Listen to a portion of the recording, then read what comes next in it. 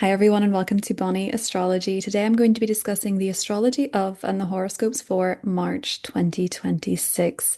We are continuing eclipse season. We have a total lunar eclipse in Virgo happening on March 3rd, and eclipses act as a cosmic checkpoint. We can often see shifts in our destiny, fated events can happen, and as this is a south node total lunar eclipse, there can be substantial transformations and changes happening in our lives or the lives around us. We often find with eclipse season that we are either a main character or we are a supporting character. The main characters will absolutely be those of us who have personal placements or angles at about 8, 9, 10, 11, 12, 13, 14 degrees of Virgo, Pisces, Sagittarius, and Gemini. So if you have any of those placements, this is absolutely a very fated month for you. But even if you don't, you will be feeling this divine change in some area of your chart. And we do see a lot of energy shifts happening this month, although we have Mercury retrograde until March 20th, which internalizes our thought process. We look back at the past in order to move forward. We can get a lot of information from our dreams. Our subconscious can be revealing itself to us, our patterns, our thought processes that are maybe not helping us so much, that are self-sabotaging us, or where we are escaping information, avoiding information. This month can absolutely shove it in our face. Now, we also have Jupiter going direct this month on March 10th, and this is something to love, although it is very big, loud energy. So March 10th can be a day where there is a very intense energy shift. You can feel this whoosh of energy when Jupiter goes direct. And Jupiter is exalted in Cancer, so this can absolutely bring opportunities, growth, positive events in our lives, or it can amplify energy in our life that needs to change. Jupiter is a great benefic, yes, so sometimes things do happen for a greater reason, but it isn't always the case that it is fluffy and rainbows and stuff like that. But Jupiter going direct in Cancer can absolutely bring that internal growth that we've been doing, where we've been looking at our beliefs and how we have grown on the inside. We can then see it manifest externally for tangible events and opportunities manifesting in our life. As within, so above. We also have a sparkling new moon in Pisces happening on March 19th. And this one is quite lovely because it is the first new moon in Pisces we are having in about 3 years without the presence of Saturn. It is in an out of sign conjunction to Saturn, but Saturn is no longer in Pisces. Neptune is no longer in Pisces, so there is no co-presence of Neptune for the first time with this new moon since 2011. So it's certainly a very new, sparkling new moon, especially because it has this lovely sextile to Uranus, which means that the second half of March can absolutely bring positive surprises, as opposed to February, where we had a solar eclipse square Uranus, which can bring shocks and unexpected events that feel very disruptive and unnerving and very chaotic for our minds with Aquarius energy. So we can absolutely see in March that there is positive momentum forward, but it is also occurring alongside this internal review, looking at the past, maybe past opportunities coming back around, and also releasing what is no longer healthy with that total lunar eclipse in Virgo. Now, if you want to know what this month means for you, just click ahead to your timestamp provided below for your ascendant sign. You can also watch for your sun and moon, of course, if you choose to. But I am going to be going into the month of March and what it means for us collectively. So if you're a regular to this channel, you will know that I always pull a tarot card for the month ahead. I usually do it at the end of the video, but I'm actually going to be doing it at the start this time, just to change things up, just to shift the energy around a little bit, to see what the month of March has in store for us all, what we can get from the tarot as a message signpost. Ooh. Nice. Ace of Pentacles. This is about new beginnings in a tangible form, something new manifesting, beginning something new. And I really like that new moon in Pisces on March 18th. It is in an exact sextile to Uranus in Taurus, and Taurus is an earth sign, which does focus on the tangible. So this can be where we have divine intuitive hits. Mercury is still retrograde at the time of that new moon. And we may be looking backwards, and with the North Node being in Pisces, sometimes we can look backwards and reconnect with people, with opportunities, with ideas that didn't get the support, the energy, and the investment that they needed to begin properly. So false starts from the past can absolutely begin in March as a tangible new beginning. So if you have an intuitive hit with Mercury in retrograde in Pisces, you look back and think, gosh, I really wanted to do this. Why did I not do this? Why did I not start this? In the second half of the month, shortly after that new moon in Pisces, with Mercury direct, you may find that it is the time to start this new thing. Lunar eclipses, total lunar eclipses, even with the South Node, they can bring opportunities. They can bring something to the surface that you can grasp, especially in an earth sign. So something can be revealed to you that is a pleasant surprise. That eclipse is in a sextile to Jupiter. And that doesn't mean that this eclipse will manifest in an easy way for everybody or even for the world. Eclipses are wild cards for a reason. But this card represents a tangible new beginning, something new that we can invest in, a seed that we can plant, an idea that we can work with, something that we can invest in, something that we can work on. And it all starts with an idea. And I do think with Mercury having been retrograde in Pisces, this can be something that we didn't get to give our full attention or effort to the first time around. Bottom of the deck, we have the Six of Pentacles, which is also about giving, making something happen, but this is about receiving help. And when we have Virgo Pisces energy highlighted as much as we do in the first half of the month, they are the service signs. So it can be that you have a new idea or an opportunity and people want to help, people want to give. I will say though, with Mercury retrograde in Pisces until the 20th, just be careful of scams. I would wait until after the 20th to make any concrete decisions or begin anything new for real, because Mercury retrograde in Pisces can sometimes be where someone comes in with a sob story, or someone comes in with emotional manipulation, or someone comes in acting as a divine helper when in reality they may have ulterior motives. That's not to scare anybody. It's just to be mindful that Mercury retrograde does amplify trickster energy. And in the sign of Pisces, that can be trickster energy through victimhood or even through compassion, which is actually something else behind the scenes. So just be mindful of that.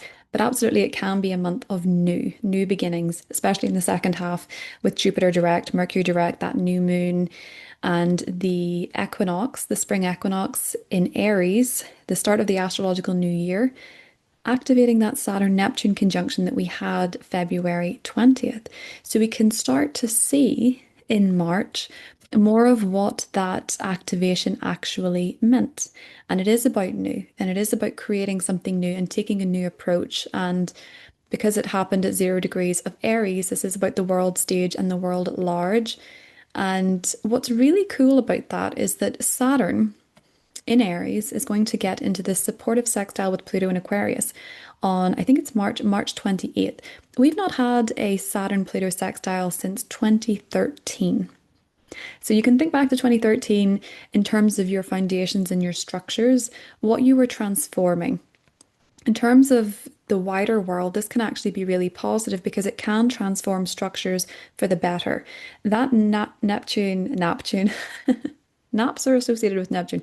That Neptune-Saturn conjunction that we had in February was about the world stage. It was about our foundations and our structures and heading into a new era. And because we're heading into a new era, Neptune dissolves old structures, Saturn, and we have to rebuild.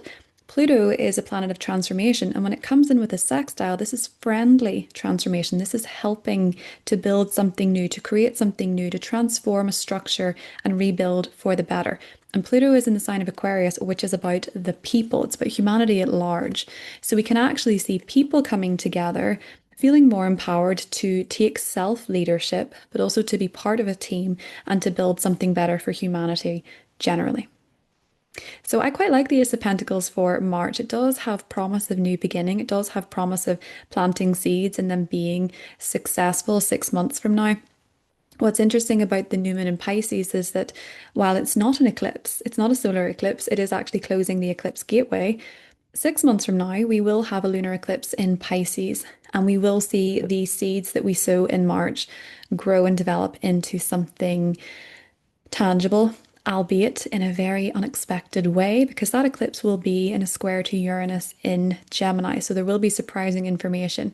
So plant those seeds with good intentions. Do keep your mind on old ideas that maybe you could recreate as something new. There can be second chances in March to give something that had a false start a second try and it actually work out a little bit better. So for the first half of March, I'm going to be using this total lunar eclipse in Virgo chart. The total lunar eclipse is happening on March 3rd, but you can absolutely feel this energy for all of March, and it's actually going to kickstart a chapter that lasts for the next 6 months. Because it's a south node eclipse and it's a total lunar eclipse, it brings information outward. What's been concealed, what's been hidden can absolutely come to the fore.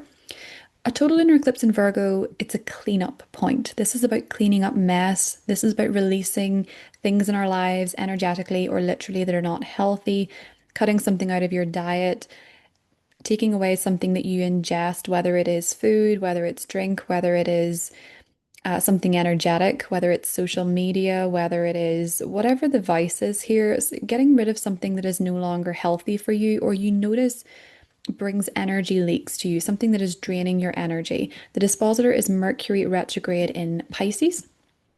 So, this is about looking at your mental health, your emotional well being, your soul, what is good for your soul, what is not good for your soul, and maybe cutting something out, maybe releasing something.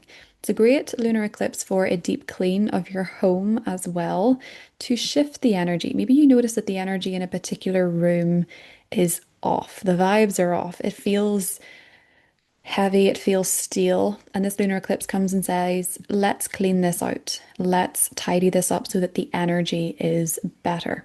On the world stage, this can manifest as changes to health systems, news coming up surrounding health, wellness, well-being, diseases, health matters, health crises, changes in organizations.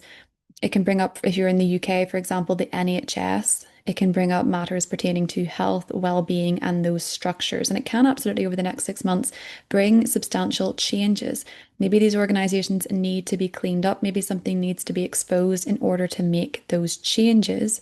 With so much happening in Pisces, it can absolutely reveal what has been hidden, whether intentionally or not. So, with this total lunar eclipse in the first half of the month, it's certainly a cleanup time. It's a time to release. It can bring fated changes to the Virgo part of your chart. I will get into that in the horoscopes. But yes, on the world stage, we can see health matters come to the fore. Virgo also represents jobs and services. So this can be a time where there are changes on the job market. You can see a lot of people leaving the workplace, maybe people getting new jobs, maybe layoffs sometimes with a total lunar eclipse in Virgo, shifts in terms of your work. Maybe there are colleagues that are leaving, maybe there are employees that are leaving. And with Mercury retrograde in Pisces, this can sometimes be to return somewhere, to return to an old place of employment, to go back to an old role, or even maybe bring back something that you used to do work-wise at the time of this lunar eclipse.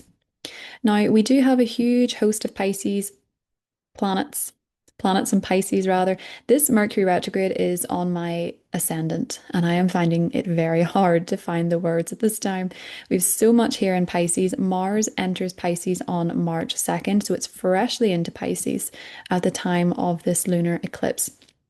And when Mars goes through Pisces, the energy can be a little bit more passive, especially because we have Mercury retrograde in Pisces here. Mars represents action, but in Pisces, the action needs to be spiritually aligned. We have to feel intuitively like this is the right thing to do. We don't want to do something unless we know for certain that it is the right thing to do for us, that we're very much willing to be engaged in it, mind, body, and soul. It's quite a passive energy. It's not very confrontational with Mars being in Pisces, but because of the connection to the North Node, this can be a time where you do feel intuitively inspired to do something. And it's probably in the Pisces part of your chart, but it feels spiritually led. It's a divine hit. It's an intuitive hit. And as I mentioned in the intro, with Mercury retrograde here in Pisces, this can be about revisiting old ideas and realizing that it's the right time to bring this back online. It's the right time to give new life to this idea that you had before, this intuitive vision, this private vision that you had for yourself or for your work or for your lifestyle, whatever the case may be. Mercury is retrograde though until the 18th. So as I said, or until the 20th rather. So as I said, this is a great time of review. It's not necessarily the best time of initiation. But you will find after Mercury goes direct and we have that new moon in the Pisces part of your chart, there will be fresh energy. Jupiter is going to go direct on March 10th. And this is a great one because Jupiter is the great benefic. It is the largest planet in our solar system. So when it goes direct, we feel this big whoosh of energy. Jupiter having been in retrograde since November, this can be a time period where you were looking internally at your beliefs, especially about your Cancerian house, but more generally about family, about home, revisiting ideas about home and family, revisiting ideas about property matters, revisiting ancestry, lineage, researching your ancestry or your lineage. And when Jupiter goes direct, because of this review that you've done, this inner review, this internal growth that you've done pertaining to wherever Jupiter in Cancer falls in your chart, this can be that these internal reviews start manifesting. When we change our beliefs, the external tends to change as well. And especially because Mercury has been retrograde in Pisces, looking at the subconscious and how that shapes your reality, looking at your beliefs and why you do certain things that you do because of your beliefs with Jupiter in retrograde and Mercury retrograde. Because don't forget, Mercury is answering to Jupiter here. Pisces is ruled by Jupiter in traditional astrology. So looking backward at your beliefs and your subconscious patterning, and with Jupiter going direct, this means that you can see opportunities and growth and maybe more luck because you've released a self-sabotaging belief or behavior with that particular transit. So Jupiter going direct can absolutely bring more luck, more opportunity in the Cancerian part of your chart. You can notice greater good fortune. You can notice better luck with Jupiter direct in Cancer. Now, Venus is also entering Aries in the first half of the month, and it's going to be activating this Saturn-Neptune conjunction. Venus connecting with Saturn can bring serious matters pertaining to relationships and finances. So there can be this need in early March to be a little bit more frugal with financial matters, maybe save your money. Maybe there's things happening on the world stage where you're thinking, okay, I'm going to tighten the purse strings a little bit. This seems like a time to save rather than a time to spend. It can also be about revisiting your own role within relationships, what your needs, wants, and desires are, and maybe where you're being too accommodating or being too selfish with the Aries energy here. Venus connecting with Neptune can be incredibly artistic and dreamy, and we can see very independent and unique artists come to the fore in the world stage. Maybe somebody new who's very much an individual, bit of a spiritual warrior, very opinionated, very driven to make change by being themselves, by being who they are. Very unique art, music, film can come to the fore early March when Venus connects with Saturn and Neptune. And now, if we look at the second half of March with this Pisces new moon, here we have the new moon in Pisces happening March 19th. It is in this lovely supportive sextile to Uranus in Taurus. So this can be a divine inspired idea, an inner dream, something that manifests intuitively. You have an intuitive hit of what you want to start or what you may feel is starting energetically. You can feel like it is the right time to begin something new in the 2 weeks after this new moon. As I say, Mercury is going to be retrograde still until the 20th.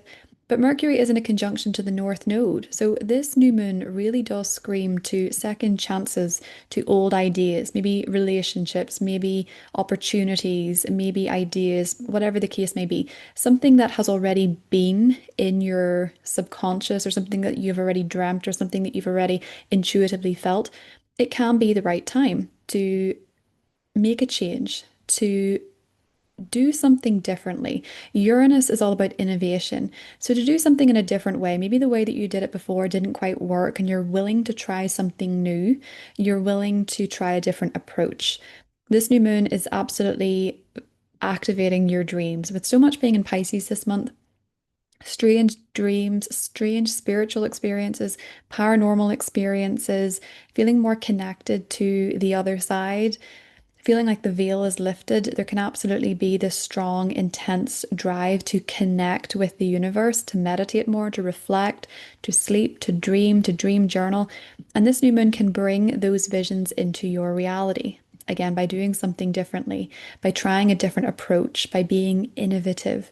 And especially because in February we had the eclipse in Aquarius shaking up the way that we do things, this new moon can really feel as though, okay, after that chaos, I feel like I have a bit of a better sense on what would work for me.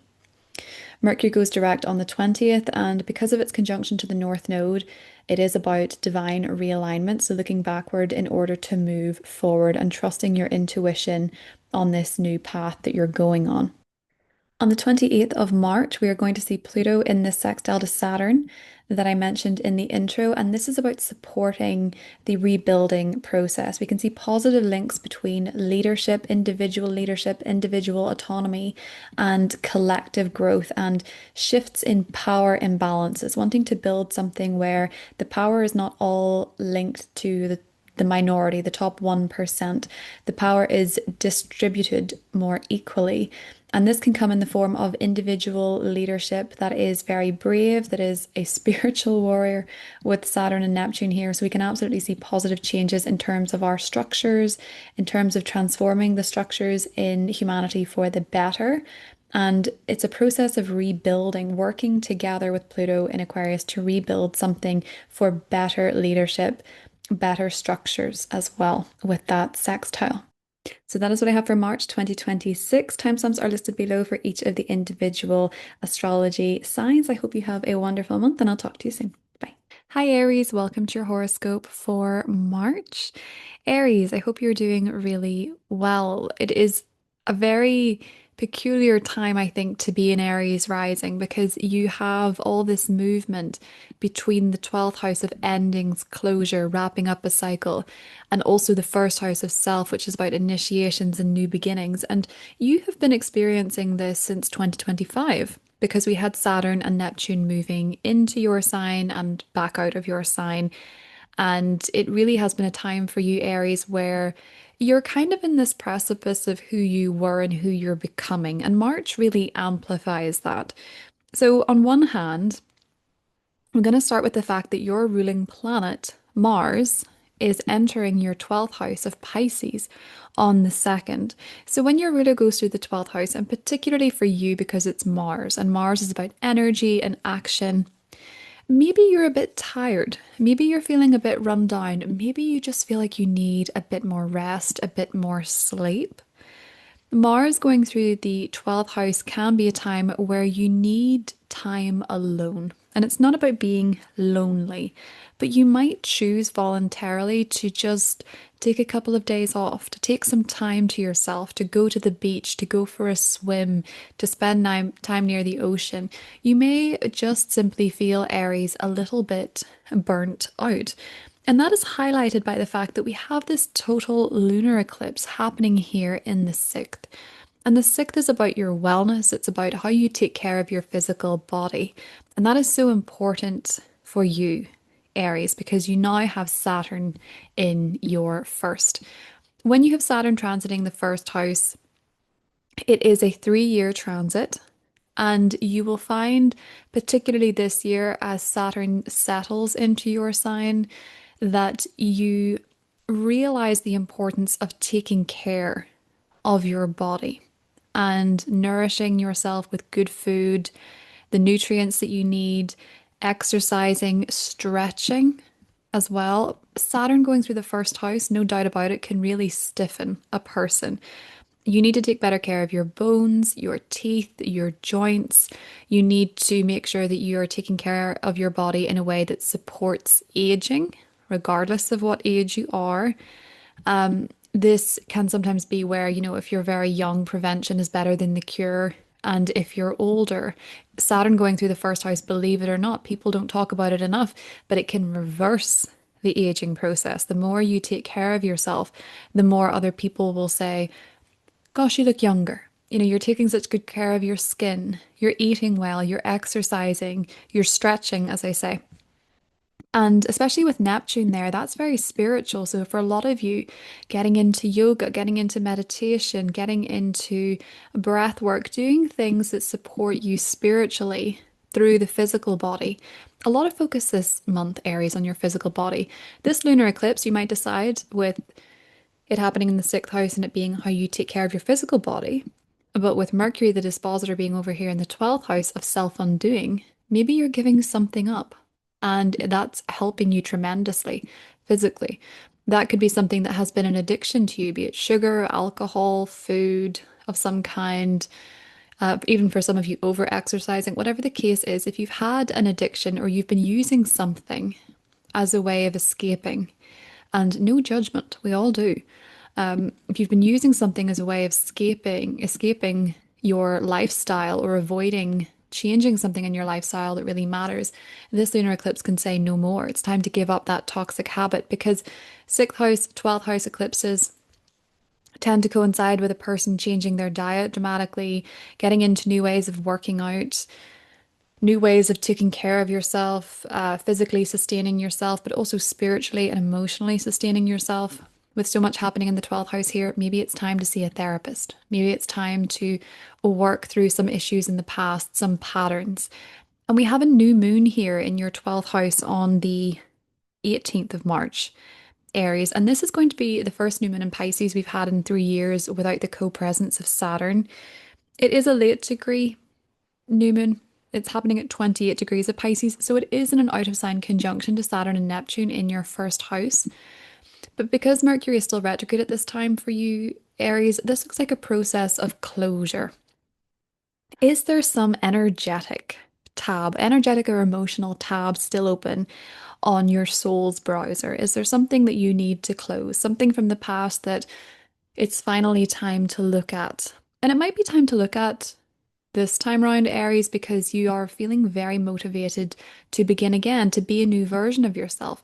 For some of you, because Saturn rules the 10th house, maybe this is about being more independent, more front and center in your career, and not getting in your own way, not being so behind the scenes, not letting hidden enemies take the credit for your work, not avoiding being who you are, not avoiding being seen for who you are. You're very much with this energy coming back online, especially because Venus joins Neptune and Saturn in your sign. Venus enters your sign on the 6th. It will meet Neptune on the 7th and Saturn on the 8th. So those 2 days, or three rather, 6th, 7th, 8th of March, there's a lot of reinvention going on. When Venus is in your first house, great time to get some new clothes, new cosmetics, get your hair done. You will be more attractive. People will want to compliment you more. People will be more, they'll be feeling your energy. They'll be liking how you look, liking how you sound, liking how you show up socially. And you will be more magnetic and attractive from the 6th of March to the 30th, with Venus being there, especially because Venus joins Neptune. And when Venus joins Neptune on the 7th, it's a great time to be artistic and creative, to get some new clothes, to take some pictures of yourself, to be on camera, to be seen, to be visible. You will have this pull to other people that is undeniable. And I would say for you, Aries, you can absolutely attract a lot of attention this month. But as I say, there is this stepping out and being seen and being visible for who you are. And there is also this closing chapter. And that new moon that's happening on the 18th that I mentioned, in the late degrees of Pisces in your 12th house, beginning something behind the scenes, maybe that's going to help grow your confidence. Maybe you're giving something up in order to grow your confidence, whether it's a self-sabotaging belief or behavior. You're working on something behind the scenes that's going to help you become more confident and self-assured with its sextile to Uranus in the 2nd, or you're investing your money into something healing with this new moon as well, Aries. One thing that I really like for you is the Saturn-Pluto sextile on the 28th, because Saturn's in your sign and it's sextiling Pluto in the 11th. Your personal endeavors can absolutely be supported by networking. Social circles, friends want to help you transform. You could find that you're meeting people who are very influential, people who want to be your friend, to support your growth, who are interested in transformation in some way, shape, or kind. Maybe it's a movement, maybe it's a group of people that do something charitable or philanthropic or progressive. It feels as though you're involved with people who can really support you in this new version of yourself that's committed to you, and it's committed to your goals and committed to your yourself, essentially, Aries. Mercury is going to go direct on the 20th. as the sun enters your sign and it becomes your season, and you're very much back online at that point. Venus will be in your first house, the sun will be in your first house. Mars, your ruler, yes, still camped out in the 12th, but it's focused on new ways of healing, new ways of taking care of your emotional and mental health with the North Node there. With your season, Aries, I think that you will really feel as though this is a brand new chapter for you, thanks to Saturn and Neptune both being in your sign. I think you will feel that you have new visions for the future. You're building new foundations for yourself. Your finances are going to improve from the 30th when Venus enters your second house. And you notice that there's more financial blessings and maybe some unpredictability because of Uranus still being there. But this is the final stint of Uranus in Taurus. So the last time you're going to be seeing links between Venus and Uranus in your second house, bringing financial surprises. And with Venus going through the second, though, from the 30th, it's more of an April story, but with Venus going through the 30th, you can absolutely be more magnetic to money, to gifts, to financial opportunities, and to the material world, Aries. One of the bigger things of this month, Jupiter, down here in your fourth house, is going direct on the 10th of March. Jupiter has been retrograde since November.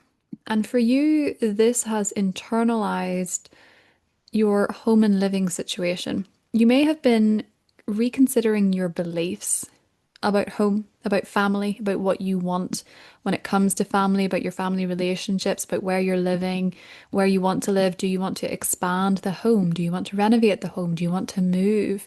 Do you want to move to be closer to your family? Do you want to get roommates? Do you want to expand your family? If you've been reviewing all of these things, Aries, since November, Jupiter going direct brings that forward momentum. It brings clarity on your beliefs. It brings clarity on what you want to grow and develop. And where you want to live may become clear to you. What you want to do with a home or family matter also becomes clear to you. Moving, relocating, expanding your family, getting roommates, renovating, redecorating, whatever the case is, Aries, you can absolutely see a lot of forward momentum here with Jupiter in this sector, especially because Jupiter rules your 12th house in traditional astrology.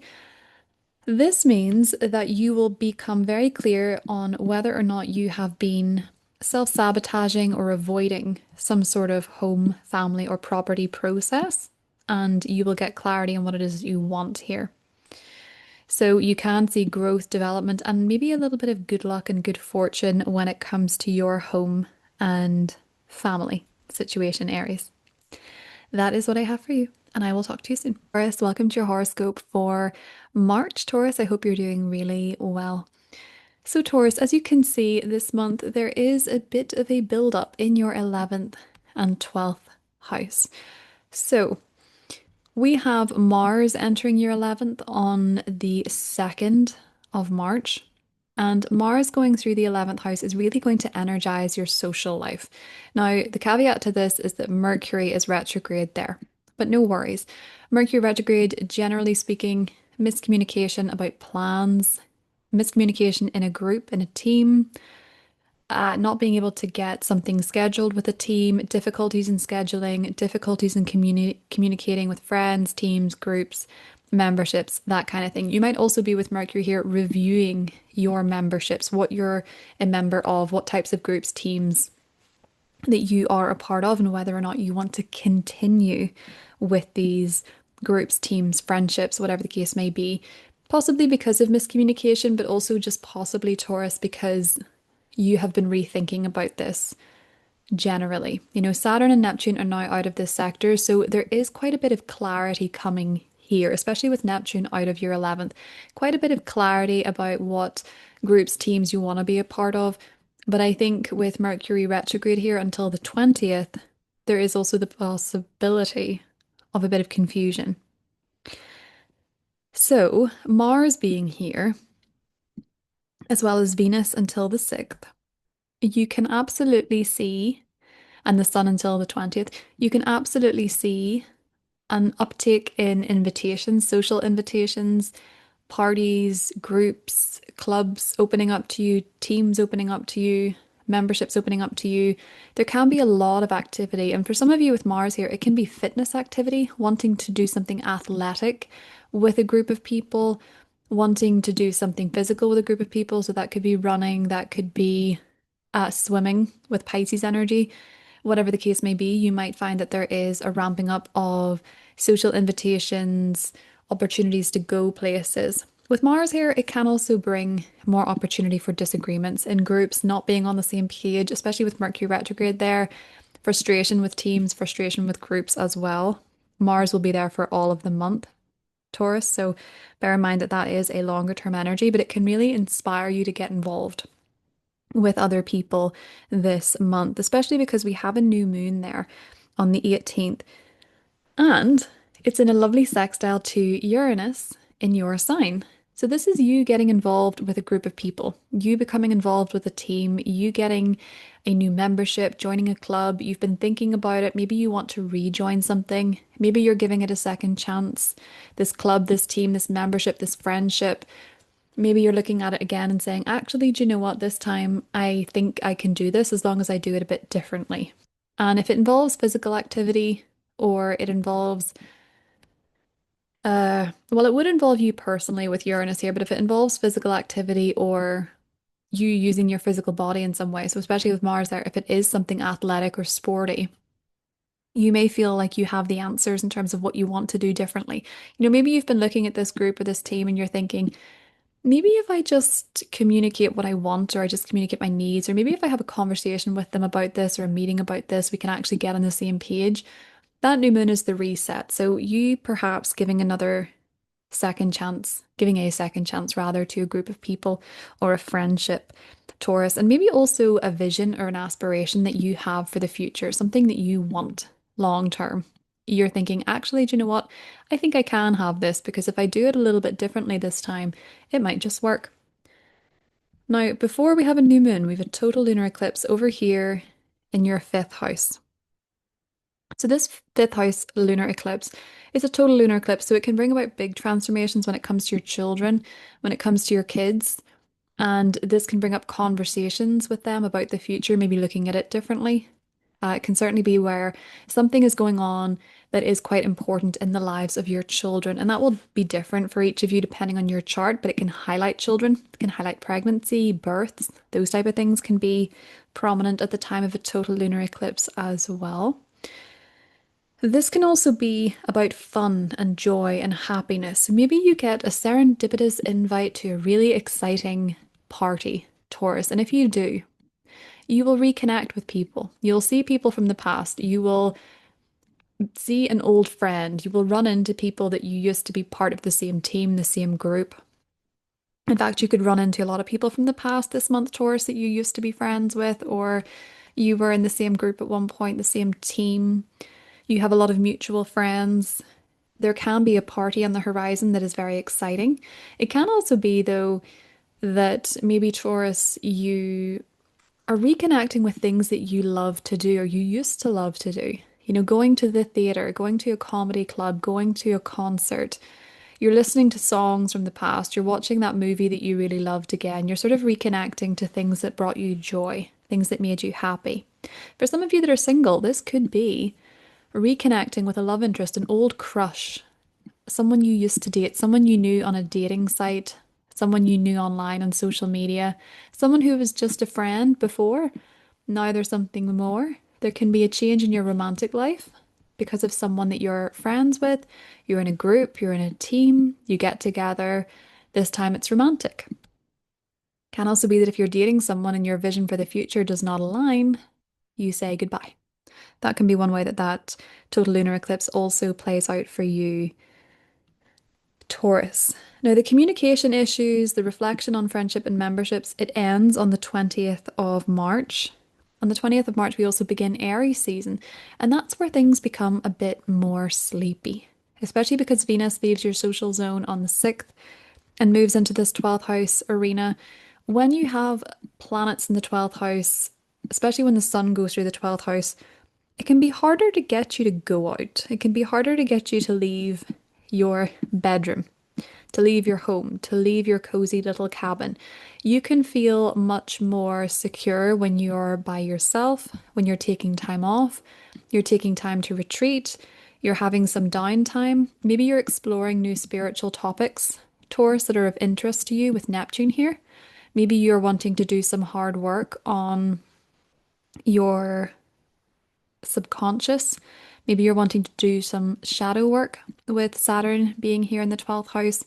Sometimes when Saturn goes through the 12th house, it can be a transit, especially when it hits your chart directly. So some of you may not experience this at all this month, but others of you might, especially if you have Saturn and Aries in the 12th house natally. There can be involuntary periods of being alone. So that can be that maybe you get a cold and you need a few days off at home. Maybe it can be that you're having car trouble and you have to just stay at home. Maybe it can be that you just feel extra tired, extra run down, or you're processing a lot of stuff from the past, Taurus, and you just need some downtime to rest and recuperate. Saturn going through the 12th house can sometimes be a time when you do commit to some alone time, to working on your mental health, working on your emotional health. Saturn brings hard work wherever it goes. So when it goes through the 12th, you can bet that you are working through some stuff. And you will be more discerning with Saturn about hidden enemies. And that can sometimes be self-sabotaging behavior. So you're not going to delude yourself if you notice that you are maybe getting in your own way. Now, Neptune is there, so sometimes you can delude yourself a little bit when Neptune goes through the 12th house. But with Saturn, it usually doesn't let you. This can be about dissolving old ways of healing, old ways of taking care of yourself on a soul level, an emotional level, a mental health level. Saturn gets very real when it's in the 12th house and says, no, we actually need to do the work on this thing, or this is your pattern. I'm showing you your pattern so that you can change it, you know? So there can be in the second half of the month this focus for you, Taurus, on working through some stuff privately, maybe taking some time to yourself to do so in isolation. Now, there is, though, from the 12th house, this connection to Pluto in the 10th. Pluto and Saturn are getting into a lovely sextile. This hasn't happened since 2013 in different signs, of course. But Pluto is here transforming your career. And we just had an eclipse here in the 10th house for you, Taurus. This looks like working on something behind the scenes for your career. Maybe you're given a secret project. Maybe you're working on something that you will make it public. Maybe this is the time when you're trying to make it public. Maybe you're working on that with Saturn in the 12th. You know, you're connecting with different types of people, Mars in the 11th, to make this happen, to bring this private work publicly. But it does look like there is this transformation in your career or in within your goals that you are working on privately. And this sextile is very supportive. Pluto brings the transformation, it brings the change, it brings this realignment with what the soul wants, especially when it comes to career and what your goals are for the future, what you want to work on, what you want to be known for, what your legacy is. And Saturn in the 12th is about committing to that work behind the scenes and getting out of your own way, so to speak, as well, Taurus. So the other thing that is worth noting in March, Jupiter is going direct in Cancer on March 10th. This is in your third house. So maybe some of you have been reflecting on what you want to learn. When Jupiter goes through the third house, you can start to learn about things that you find really exciting, Taurus. And Jupiter rules your 11th house. It also rules your 8th house. So this can be about things that are transformative and connects you to friends, connects you to groups. But essentially with the third house, this is about learning. So maybe over the last few months, you've been doing some research. You've been looking at different topics. You've been studying something new. You've been doing all this inner work, inner review with what you're learning, the knowledge that you need, the knowledge that is coming towards you, Taurus. May also have been a writing project, working on your writing, creativity in the form of the written word. If you have been reviewing a book of yours, or you have been working on a website, you've been revisiting it and thinking, okay, I could do this differently, or what is my vision for this? Where do I want to go with this? Jupiter going direct on March 10th says, let's go. Brings the opportunities, brings the growth, brings the expansion in a tangible way. So, whether that is that you've been writing a book, you've been researching something, reading about something, gathering information, fact gathering, Jupiter going direct starts to grow that for you.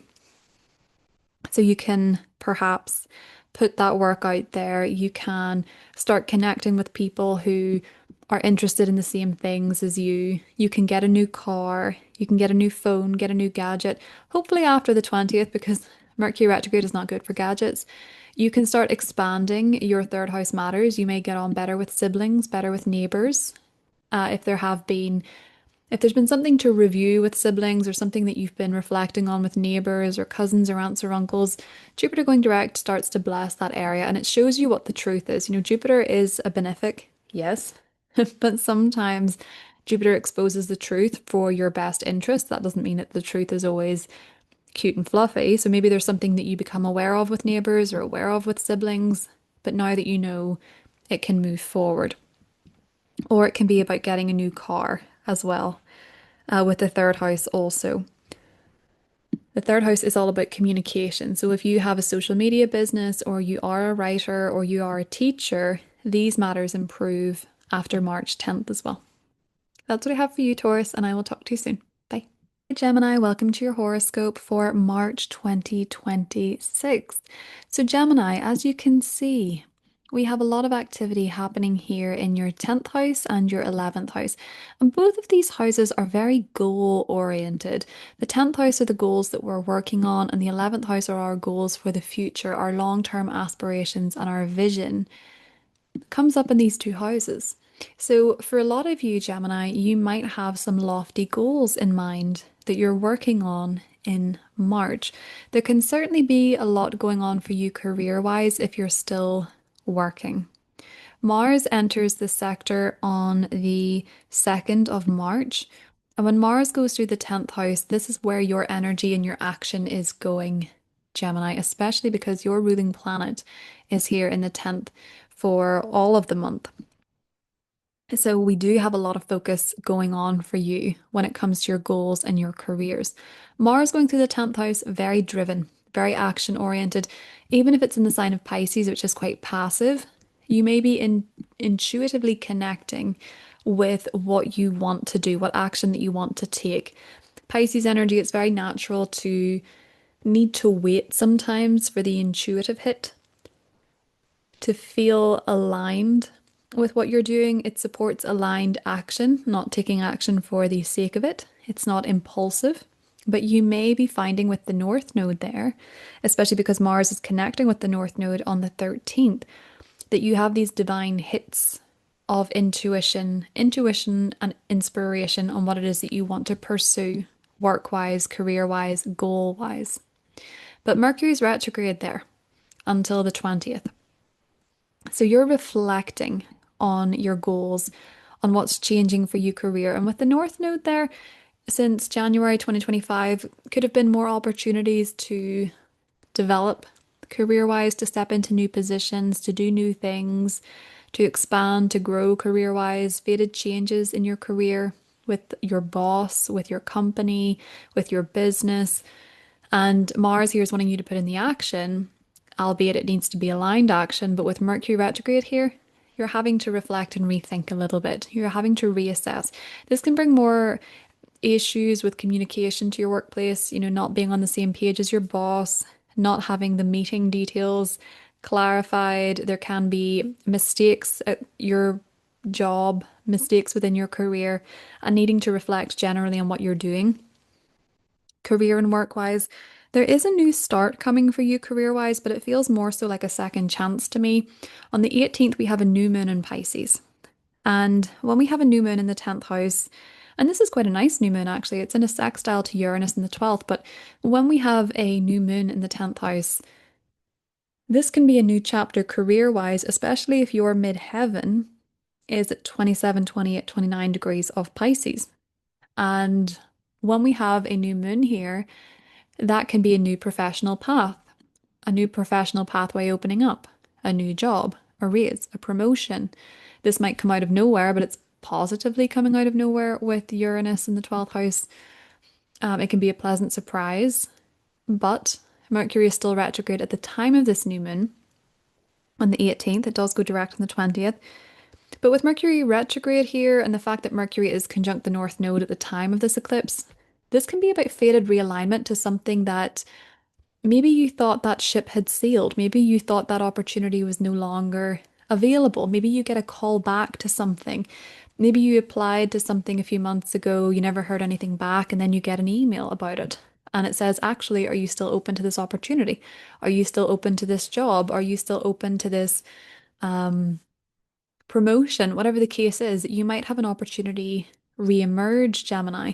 Or you might decide that you want to redo something, you want to give something another chance, you want to reinvent it a little bit and do something differently when it comes to your career, but it may have roots in the past, even if it was just a past conversation, Gemini. So there might be a new start coming for you career-wise, but it does seem to be based on reflections, previous communications, previous ideas, previous discussions.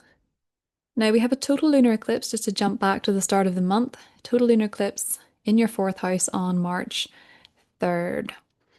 So when we have a total lunar eclipse in the 4th house, this is on an angle for you, and especially if you have your 4th house cusp at 9, 10, 11, 12, 13 degrees of Virgo, but 11, 12, 13 will feel it most intensely. There can absolutely be a fated change when it comes to your home, your family, and your living situation. That means that you could move. That means that you could relocate. You could be spending time with your family. You could be renovating, redecorating. There could be changes in who you're living with. People in your family buying property, people moving out, people moving in. Those types of changes can come up. You could be moving for your career, Gemini. Mercury, the dispositor, is up here in the 10th with so much company. Maybe you are changing your living situation to accommodate your career changes, your job changes, maybe moving to be closer to work, maybe renovating to have an office space. Maybe you have the goal of getting fitter and you're wanting a home gym or something like that. There can be changes in the home to accommodate your shifting and changing goals, the goals that you've been reviewing, or the career shifts that have been happening, Gemini. I will remind you, Mercury retrograde, Mercury is your ruling planet. Don't sign anything until after the 20th. Don't make any firm, concrete decisions until after the 20th, if possible. Because Mercury retrograde simply means that you may not have all the details, you may not have all the information, you might not have all the answers that you need to make a clear, informed decision. And with Mercury retrograde in Pisces, a lot of people are really running on their emotions and projecting. You know, people could be hearing what they want to hear or hearing an old story and not necessarily getting the facts of the matter at all. So be mindful of that. On the 20th, the Sun enters your 11th house, and we have Neptune and Saturn here, and Venus enters the 11th house in the 6th and will be there until the 30th. This brings a really interesting social energy for you. You could be becoming more discerning when it comes to your friendships, more discerning when it comes to the groups that you're a part of, the teams that you have. You might want to scale back a little bit. Quality over quantity when it comes to your social connections, but also connecting to the dreamers, to the artists, to the people who are very inspired to create. You could be connecting with people like that this month. And after the 20th, with the Sun there, with Mercury going direct, things start to ease up a little bit in your career. You might want to go out and have a good time, to socialize, to mingle, to make friends. You might make some friends who could last a lifetime, Gemini, with Saturn and Venus connecting in the 11th. Long-term friendships can absolutely come in, but you do have to be discerning that the company that you keep will greatly influence you. So bear that in mind, Gemini. It might actually be as well that you connect with people who are from very different walks of life. There is this sextile between Saturn in your 11th and Pluto in your 9th. You could connect with friends on holiday, plan a holiday with friends, go on a group trip, go on a group traveling opportunity, or be planning something like that, Gemini. So Jupiter, this is one of the big parts of March, and I keep leaving it to the end for some reason. Jupiter is going direct in your second house on March 10th. So maybe you've been looking at your beliefs since November about money, about confidence, about the material, and you've been reflecting on your beliefs about money. You've been reflecting on what you want financially, financial opportunities. Jupiter going direct in the second can absolutely expand your income. You can get a raise, you can get more money through your career, through your job, especially because Jupiter rules your 10th house and we have so much there, Gemini. So you could absolutely find that if you were one of the Gemini risings who, with Saturn and Neptune in the 10th with the eclipses last year, got a new career, got a promotion, took over a business, started a company, you can really notice your money grow, especially from, middle to late March. You can really notice your financial situation improve with Jupiter going through the second house. Jupiter can expand your financial situation for sure. Serendipitous opportunities to make more money, for money to come to you. However, it can also ramp up your spending. So you might have to commit to putting some money away, Gemini. Being mindful that home renovations cost money. There's maybe something to pay for when it comes to your home. Um, you might be feeling a lot more generous with money as well, and that's no bad thing. But Jupiter going through the second can absolutely ramp up your generosity as well. So it can absolutely expand your financial situation. It can also mean that you maybe you're giving more money away, or maybe you are spending more money. So just be mindful if you want to have something at the end of it, Gemini, make sure that you're saving some of it because it can actually also expand your savings as well. And that is what I have for you, and I'll talk to you soon. Hi, Cancer. Welcome to your horoscope for March. So, Cancer, the big news for you this month is that Jupiter is going direct in your first house. And this is the house of self. So, you're really going to feel a huge whoosh of energy coming towards you around March 10th. Possibly since November, you have been reflecting on your beliefs about yourself, about what you're capable of, about where you can go, what you can do, what your body can do, because the first house is about the physical body. So maybe for you, this is, to do with what you're capable of doing fitness wise. Jupiter rules your sixth house. So maybe some of you have been working on your fitness, you've had athletic goals, health goals. You've been reflecting on your beliefs about what your body can do, about how you can look after your health, what you can do health wise, maybe where you can travel, where you want to travel, what your relationship is with traveling, your education. Maybe you've been reflecting on your beliefs about your education, about what you can learn, about your intelligence. You've been reflecting on these different things. And Jupiter going direct on March 10th, this is where you become more optimistic. And if you've worked through any maybe limiting beliefs, Cancer, you can start to feel more capable of perhaps more than you've ever felt capable of achieving. So you could notice that you become naturally more optimistic. You can see a lot of your internal belief shifts manifest externally by planning that trip or running that marathon or getting in that kind of shape or traveling to this country or getting this degree, getting this diploma. You feel more capable of, you feel more capable generally, Cancer.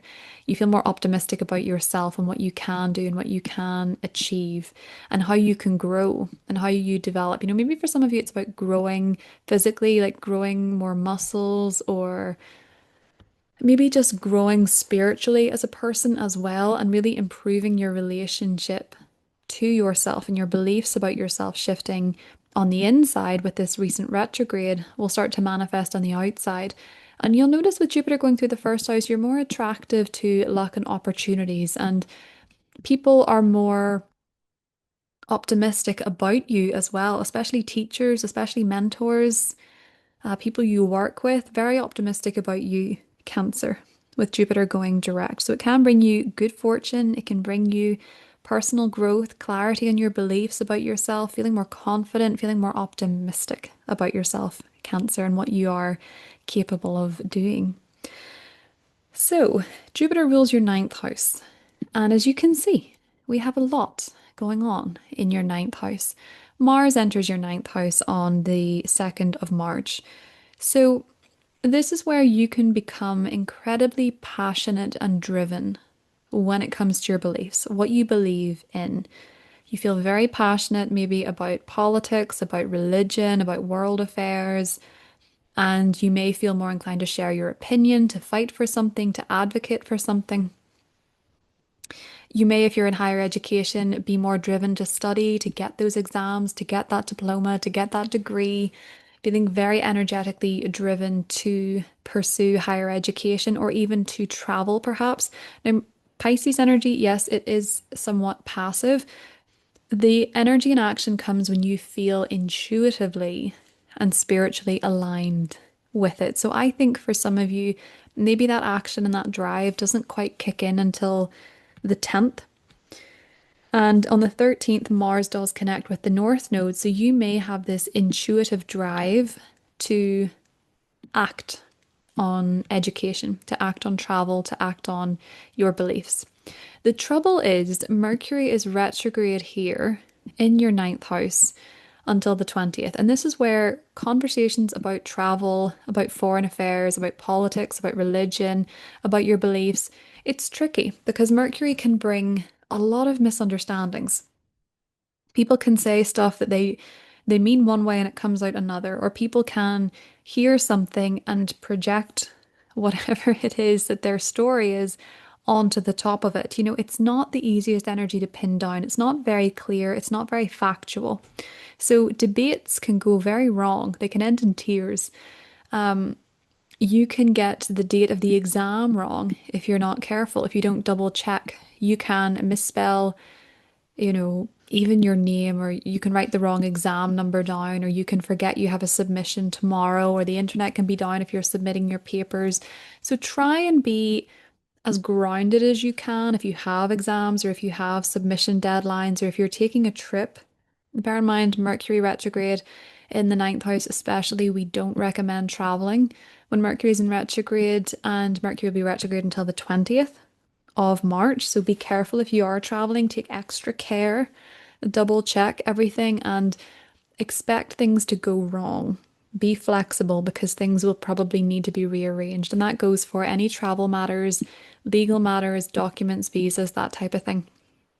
There is a lovely new moon, though, coming up on the 18th, just 2 days before Mercury goes direct. It's happening in your ninth house, Cancer. So this could be a new chapter when it comes to traveling. And it's in a sextile to Uranus in the 11th, maybe traveling with friends or a group of people, maybe traveling somewhere on your vision board, somewhere that's a bit different or a bit unusual. You don't have to travel at the time of this new moon while Mercury is retrograde. Mercury will be retrograde, so that flavors this new moon to be one where maybe you've been to this place before. Maybe you're going with people you've traveled with before. Maybe you were meant to go here and it was cancelled originally. Maybe this is the trip you were meant to take early March when Mercury was retrograde and it got cancelled or it got postponed, the flight you were meant to take. And under this new moon, you get a second chance at that trip, or you get a second chance at that exam, or to take that course, or to get that degree, or to submit your paper. This new moon can be a second chance for you, Cancer, to go to this place, take that flight, take that trip, take that exam, whatever the case may be, or to have that conversation with your friends about your beliefs, about topics that you're very passionate about, possibly. Cancer, maybe for some of you, if you're on social media, you're talking about things online, you're sharing your opinions with Uranus in the 11th that is quite different. It's quite different to the norm. It could be quite weird and wacky with Uranus. That tends to be, with Uranus, it's gone through your 11th house since 2018. I'm sure you've connected with some weird and wacky people with Uranus going through the 11th. I have this natally, so they're my favorite people. Uranus going through the 11th house can connect you with folks who just think a little bit differently. They march to the beat of their own drum. Sometimes they're also a little bit unpredictable and hard to pin down, though. So that might be something that you're noticing this month with friends as well. But Uranus is harmonizing with the Pisces placements this month. So I feel as though the oddness or the quirkiness is probably something that you're favoring, Cancer. There's a total lunar eclipse in your third house on March 3rd.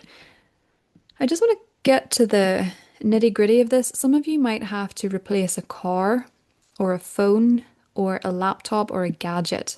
Total lunar eclipses can be endings. So maybe it's time you got a new car. Maybe it's time that you got a full MOT on your vehicle. Maybe it's time that you change your phone contract. Now, I say time, think about it until the ninth house. You don't have to make these changes March 3rd.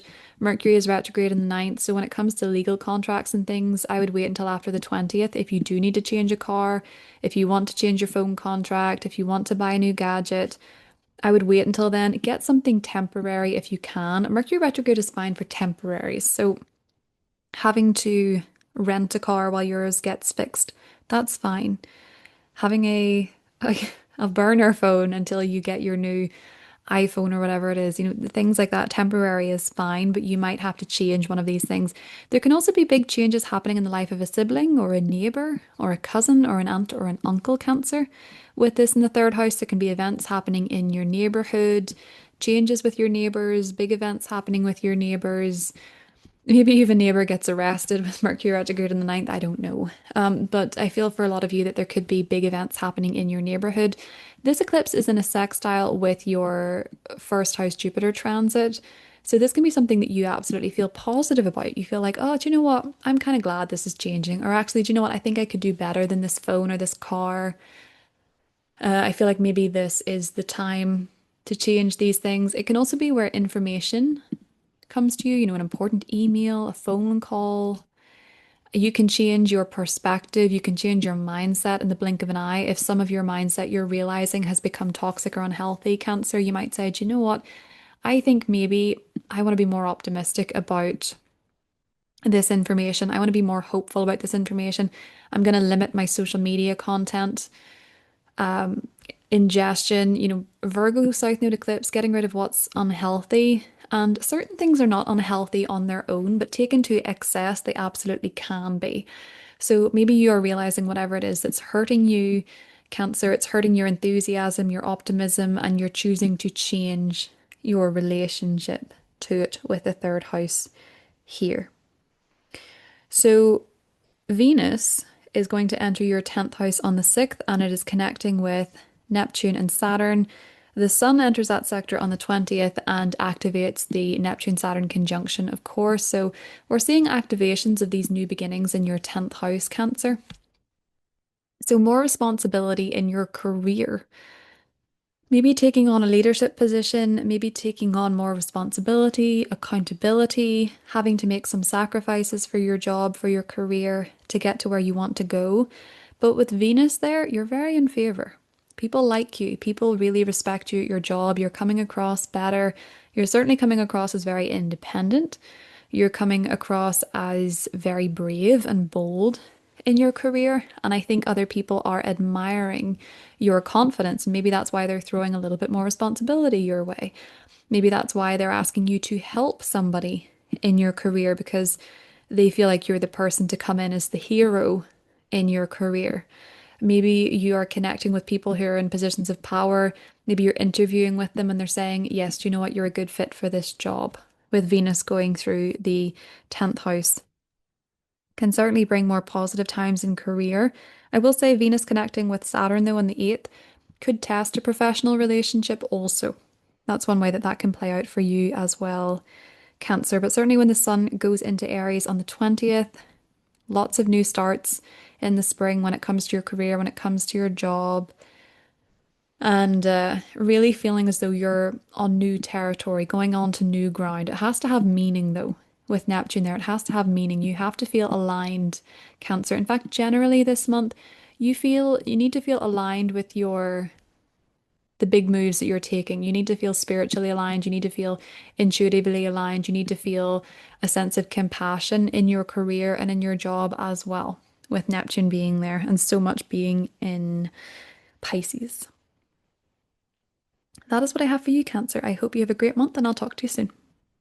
Hi, Leo. Welcome to your horoscope for March 2026. Leo, I hope you're doing Well, I feel like a lot of you have had a very chaotic eclipse season, and eclipse season is continuing, but it's not going to be on your first house, seventh house axis. So March might not feel as chaotic for you as February did, uh, hopefully. So let's have a little look at March for you, Leo. I want to start with the fact that your sun is going to be over here, or the sun rather. The sun is your ruling planet. It's going to be over here in your eighth house. And you have a lot of friends in the eighth house right now. We have Mars, the North Node, Sun, the Mercury retrograde, and Venus is there until the 6th. So there's a huge pile up in the eighth. And the North Node is here. The North Node has been here since January 2025.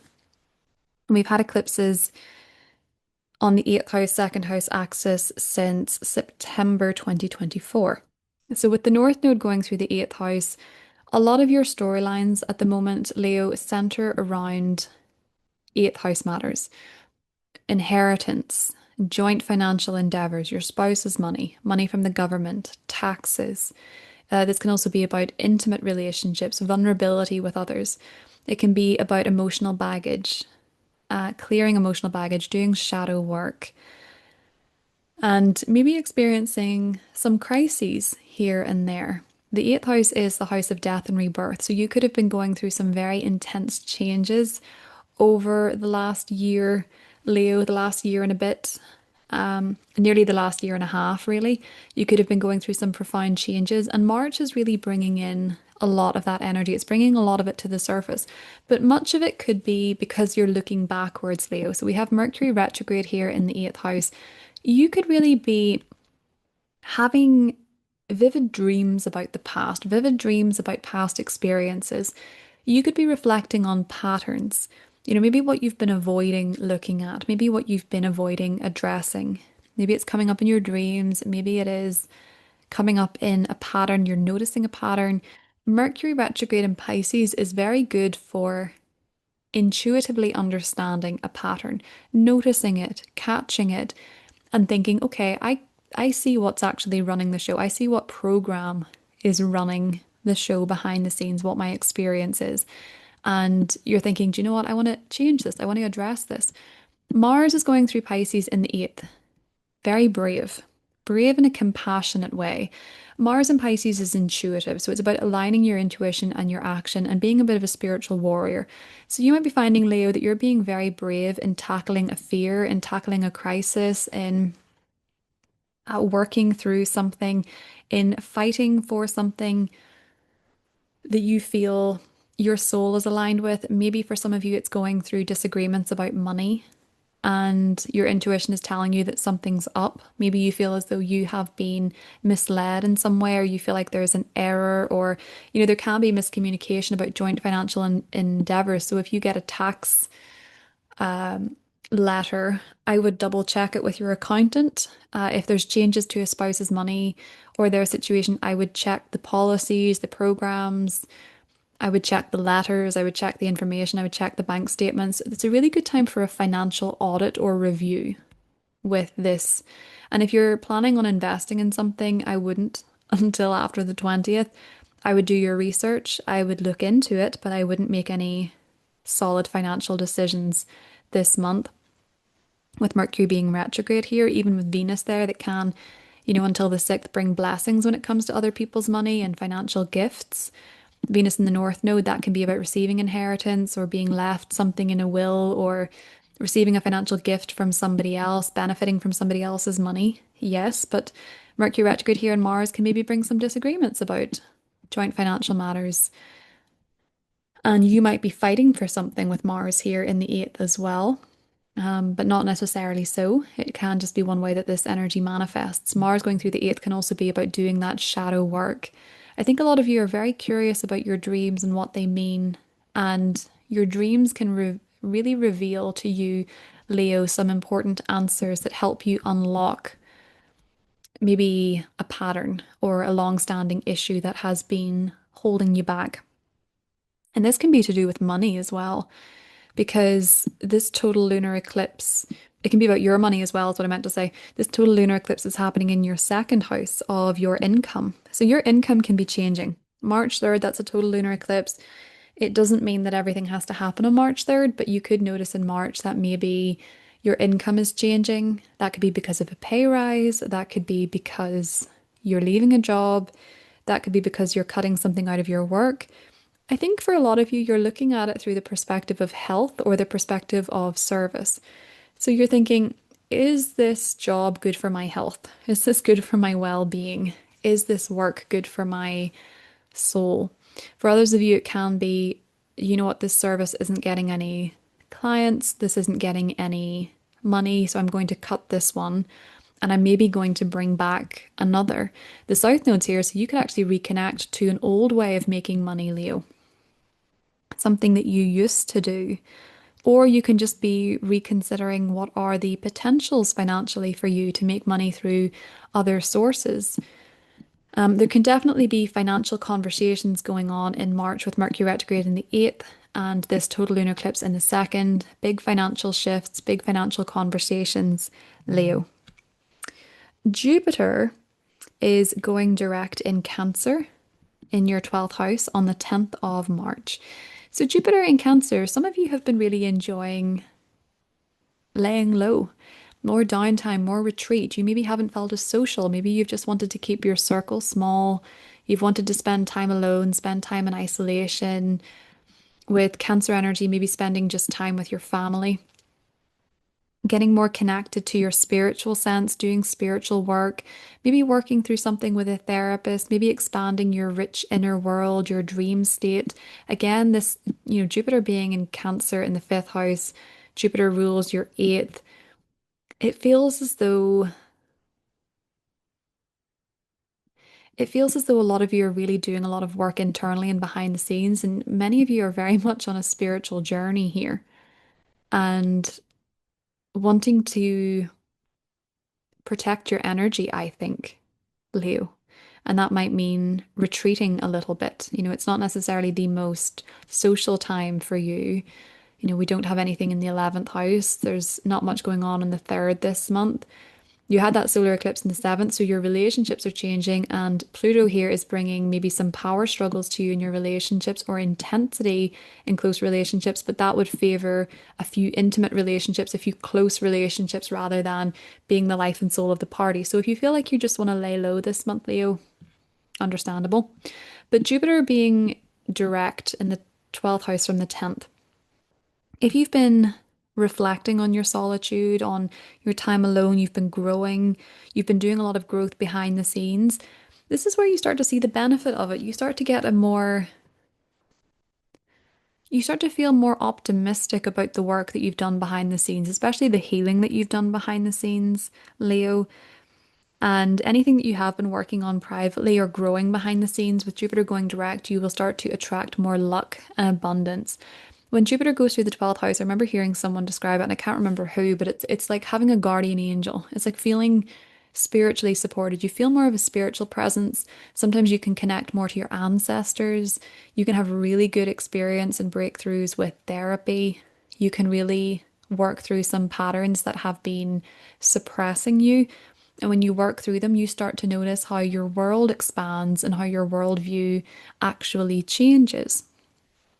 And Jupiter rules your 5th house. So maybe some of you, this has been maternity or spending more time with your kids.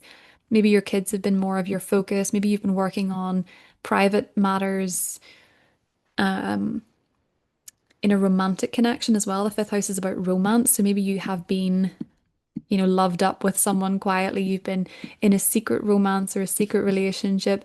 Maybe for some of you, you've been working on something creatively behind the scenes and it's given you a lot of joy.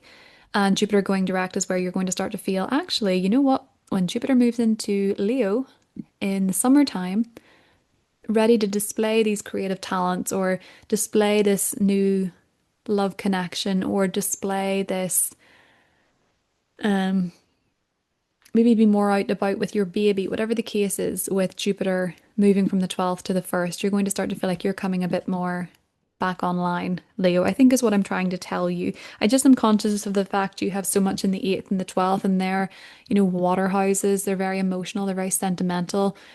They're quite behind the scenes. So I think for a lot of March, you may be feeling a continuation of that quiet energy. Now, the Sun does move into Aries on the 9th, and it's joining Neptune and Saturn. Venus moves into there on the 6th, and this can really bless, with Venus going through the sector, it can really bless your ninth house, even if Venus isn't so pleased to be in Aries. Venus going through the ninth house can be where if you're in higher education, you're getting on better with your teachers, your mentors, your fellow students, things can be going better at uni.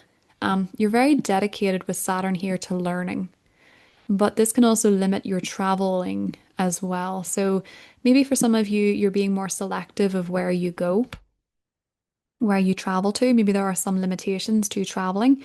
Very likely this month with Mercury retrograde in Pisces. Mercury is about borders, of course. So Mercury retrograde in Pisces until the 20th, not an ideal time to travel. Even though you have the Sun and Venus going through the ninth house, this can be about planning trips for the future. This can be about learning, getting an education, being more adventurous, being more curious generally. Now, there is a new moon on March 18th in your 8th house, and it is still going to have Mercury in retrograde in Pisces at the time. It's going to be in a sextile to Uranus in the 10th. So I feel like for a lot of you, maybe with the 8th house, 10th house connection, if you've been working on something psychologically, you might be noticing that the more you do this shadow work or the more you work on this transformation, the more you feel freedom in your career or in your public image, or maybe you care less what other people think. Maybe you're starting to feel a bit more free from expectation and you're displaying your, maybe you're sharing your transformation and your journey online with other people. If you have been going through a private transformation, maybe that's the time when you think, actually, I could share this in my work, I could share this publicly. Especially if you've been thinking about that for a while with Mercury retrograde here, maybe you're wanting to start a new process of transformation in your life, making a change. Maybe this can also be that if you have not taken up a potentially some kind of benefit from your career, from your employer, you're getting a second chance to do so with this 8th house, 10th house connection as well. So that could be that if you get health insurance through your employer that you haven't used the appointments. This could be a time when you're thinking, oh my gosh, I actually still have this. I want to use this. This will help me with my healing journey, my transformation, etc. Maybe it's therapy through work, counseling through work, something like that that you want to utilize. This new moon looks like second chances to me. So a second chance to make a change or a transformation, maybe on a psychological level, but maybe also financial. So maybe financial advice through your employer as well. That's what I have for you, Leo. I will talk to you soon. Hi, Virgo. Welcome to your horoscope for March 2026. So, Virgo, it's another big month for you. The total lunar eclipse that's happening March 3rd is happening in your sign, in your first house. So, this is all about yourself. Now, if you have Virgo placements at 11, 12, 13 degrees, you're really going to be noticing the effects of this eclipse this month. But you can widen that. It can be, 9, 10, 11, 12, 13, 14, maybe 15 degrees of Virgo. But the closer that your placement is to this eclipse degree, the more intensely you're going to be feeling it. So this total lunar eclipse, March 3rd, it's happening first house. This is the physical body. So under this eclipse, maybe some of you are going through some kind of aesthetic change. So that can be your hair, that can be something that you're doing cosmetically, or something that you're doing that changes or enhances your appearance in some way, Virgo. I will say for a lot of you though, I feel more so that this is to do with your identity within a partnership. The reason that I'm saying that is because Mercury, your ruler, is retrograde in the 7th. And when Mercury is retrograde, it's not, especially, when it rules your first house, it's not the best time to make an image change. But you may have already gone through this image change physically, or this aesthetic change, whatever you want to call it. You might have already been going through this since, January 2025 when the nodes changed signs and the South Node started going through your first house. That can be a lot to do with returning to the self. So, South Node going through the first house, maybe you returned to your natural hair color. Maybe you let yourself go grey. Maybe you undid something that you had done to drastically change your appearance. Maybe you returned to a style that works for you. Maybe you got color analysis. Maybe you had something removed. Maybe all these different things that you could have done aesthetically speaking. Maybe this eclipse is the display of that, or you notice the results. So, say you did something months ago and there was healing time. This eclipse is when you notice the results of it. Or, someone comments in the fact that, hey, I noticed that you're dressing like this again. I really like this style on you. People will probably comment on your appearance, Virgo, especially if there have been changes. This can also be a time where you are maybe just looking at your physical health and you're getting very focused on your physical health. Maybe obsessive. Pluto is here in the sixth house of your well-being and your habits. Pluto can bring a bit of a compulsive energy with it and a bit of a fearful energy with it. So maybe some of you are drastically changing how you take care of your health, how you take care of your body. Maybe some of you have, hopefully not, but maybe you have gone through a health crisis of some kind. And this eclipse is where you're maybe getting some kind of a result or some kind of a checkup or some kind of a test or something like that, Virgo. It can certainly bring your wellness into the forefront of your mind. But again, as I said, I think for a lot of you, this can be about looking at yourself and how you fit into a relationship of some kind, or how a relationship of some kind has changed and how that has changed you. As you can see, Virgo, we have so much in your seventh house. This is about partnerships, romantic partnerships, business partnerships, relating to others in general. So, yes, we have the 11th house represents friends, third house represents siblings. Everybody can fall under the seventh, though, because that's how you relate to other people. So, maybe there has been a change in your relationship, in a key relationship in your life, Virgo, with the North Node here. Maybe you got married and you're changing your name with this total lunar eclipse in the first house. Maybe you got divorced and you're also changing your name back to what it was. Or maybe you have gone through some substantial relationship change and now you are looking at yourself in the midst of that change and you're wondering, okay, who am I now? What does this mean for me? What does this change in partnership mean for me? And that can be the end of a business alliance. That can be the end of a romantic relationship. It can also be the beginning of a business relationship or romantic alliance. It's just about changes within these partnerships and how you factor into that, Virgo. Very much so. For some of you, you could be reconnecting with someone. Mercury retrograde in the seventh house, reconnecting with somebody in a partnership level. The North Node is here. Mars is here. So you're pursuing relationships. Maybe you want to reconnect with someone. Maybe you don't. Maybe you don't. But if you do, this might be an eclipse where you decide you're going to reach out. You're going to say, hi, how have you been? How are you doing? And maybe that's a good thing, Virgo, because for some of you, we have a new moon coming up on the 18th in your seventh house of relationships, and Mercury will still be retrograde. And this new moon looks like second chances for some of you. So maybe you are reconciling with someone. Maybe you're giving a relationship another shot. Maybe you're giving it another chance. Maybe there was a false start. Maybe you and a partner have been back and forth on an issue and you start to figure out, okay, well, what if we do this? The key with any new beginnings in your relationships, be it business or romantic or any reconnections, is to see things from a different perspective. Change the way that you look at things. We have a sextile from that new moon to Uranus in the ninth house, taking an alternative view of a situation. Maybe taking a trip with a partner as well, maybe studying with a partner, learning with a partner, aligning your beliefs in some way, doing something different that works for both of you.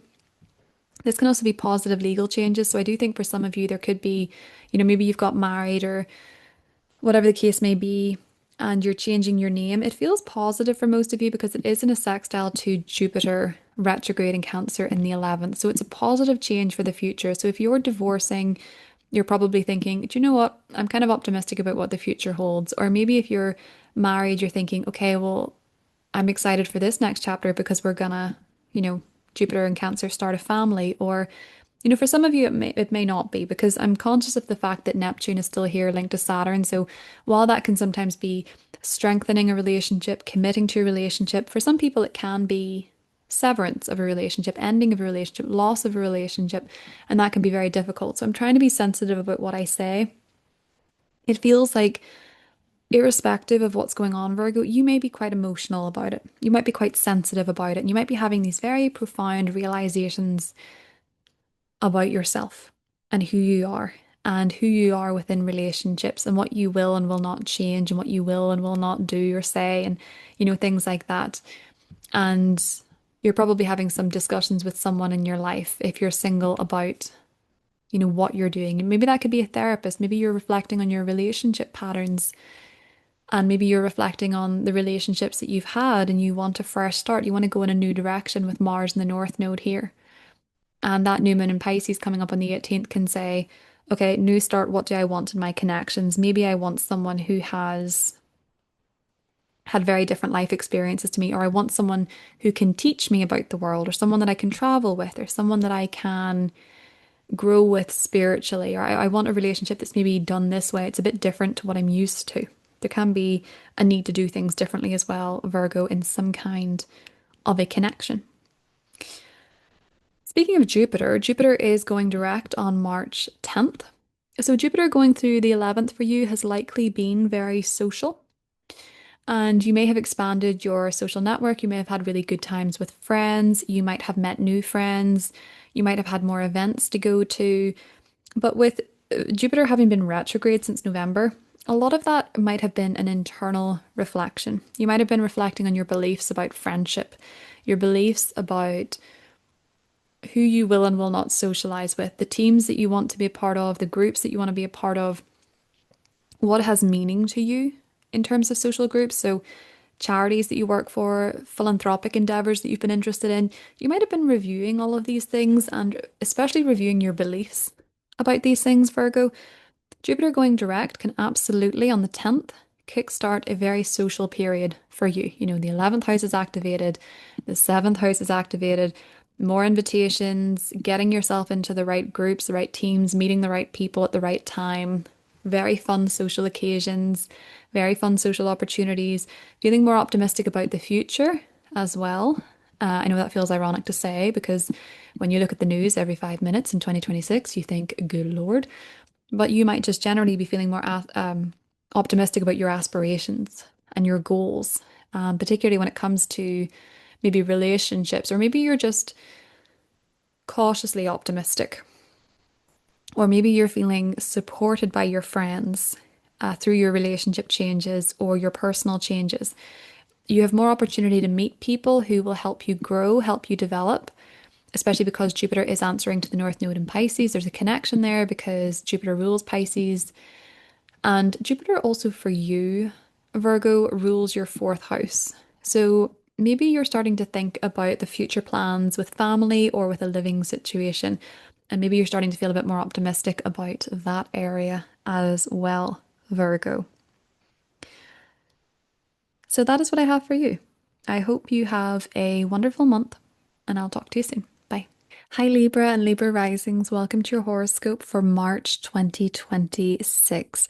So, Libra, we have a lot of activity here in your sixth house. As you can see, we begin the month with your ruling planet there. Venus will be there until the 6th, and then Venus will enter your seventh house of relationships. But we have the Sun in your sixth house until March 20th. We have Mercury retrograde in that sector until March 20th, but for the whole month. Mars enters that sector on the 2nd for the rest of the month. And of course, we have the North Node there until the summertime. So the sixth house for you, Libra, is very much highlighted. And this brings into focus your work. So the sixth house is the work that you do on a daily basis. It's your routine. It signals your co-workers, your employees, if you have them, and your working relationships. Now, It feels as though there's a lot going on for you in the workplace, Libra, and there could be some issues surrounding communication.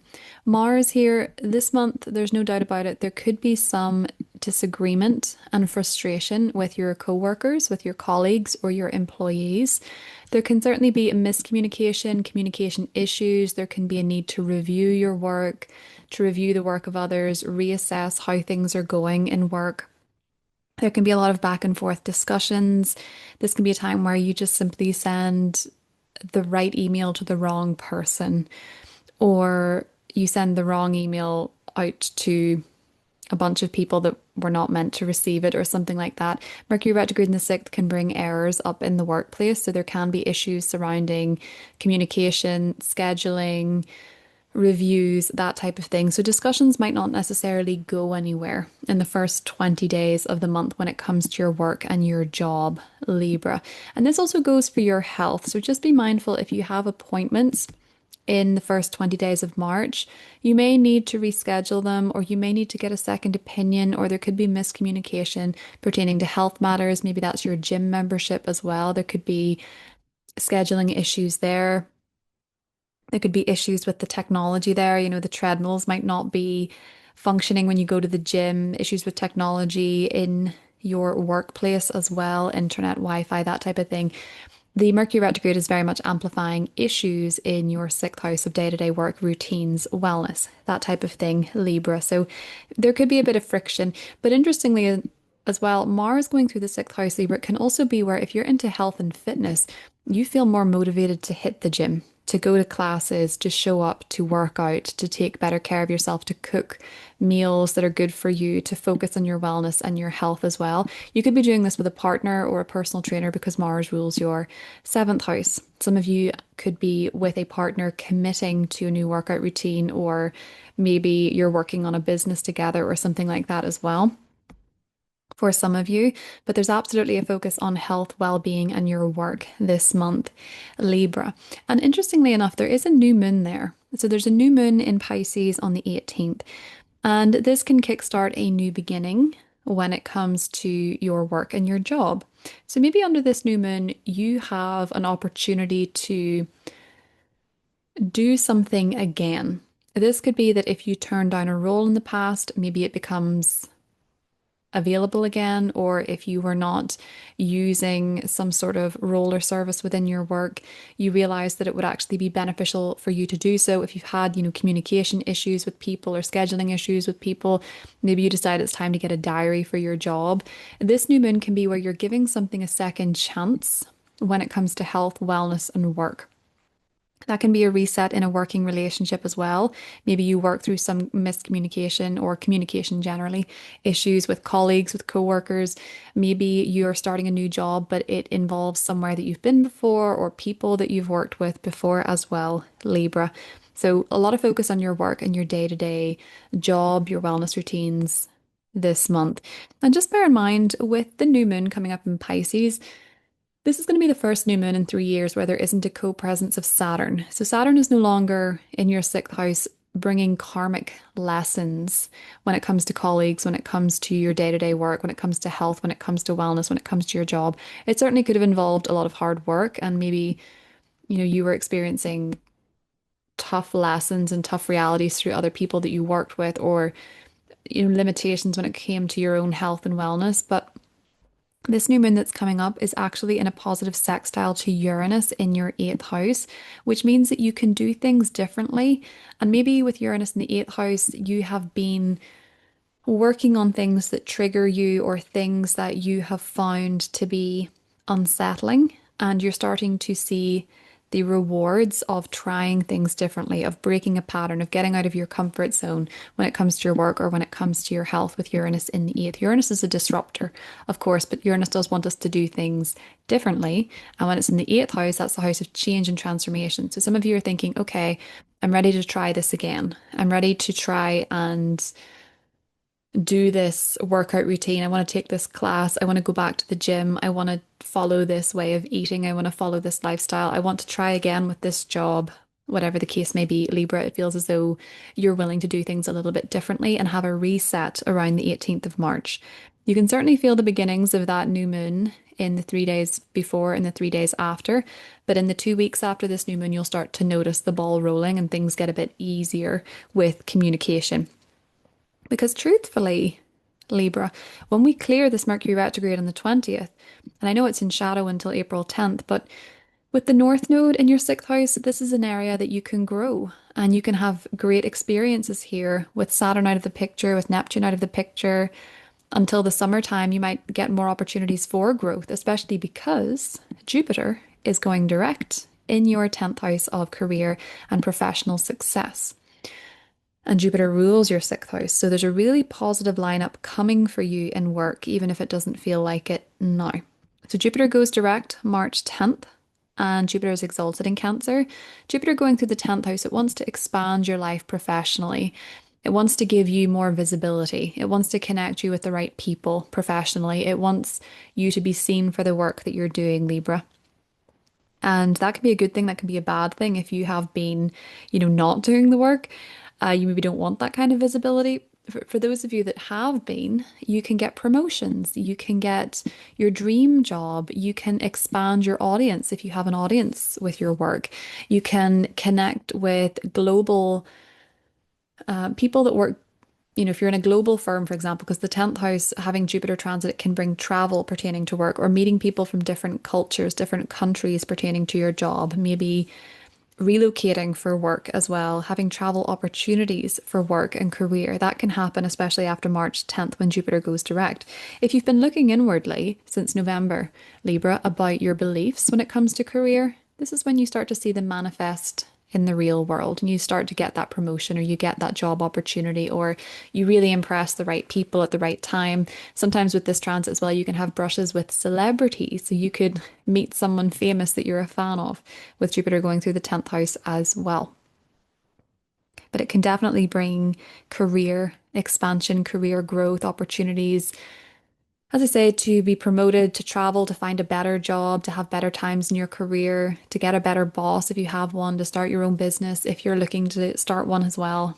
All of this starts to pick up from mid to late March for you professionally, Libra. So hold tight if it has been a bit confusing or a bit irritating, especially in the first 20 days of the month.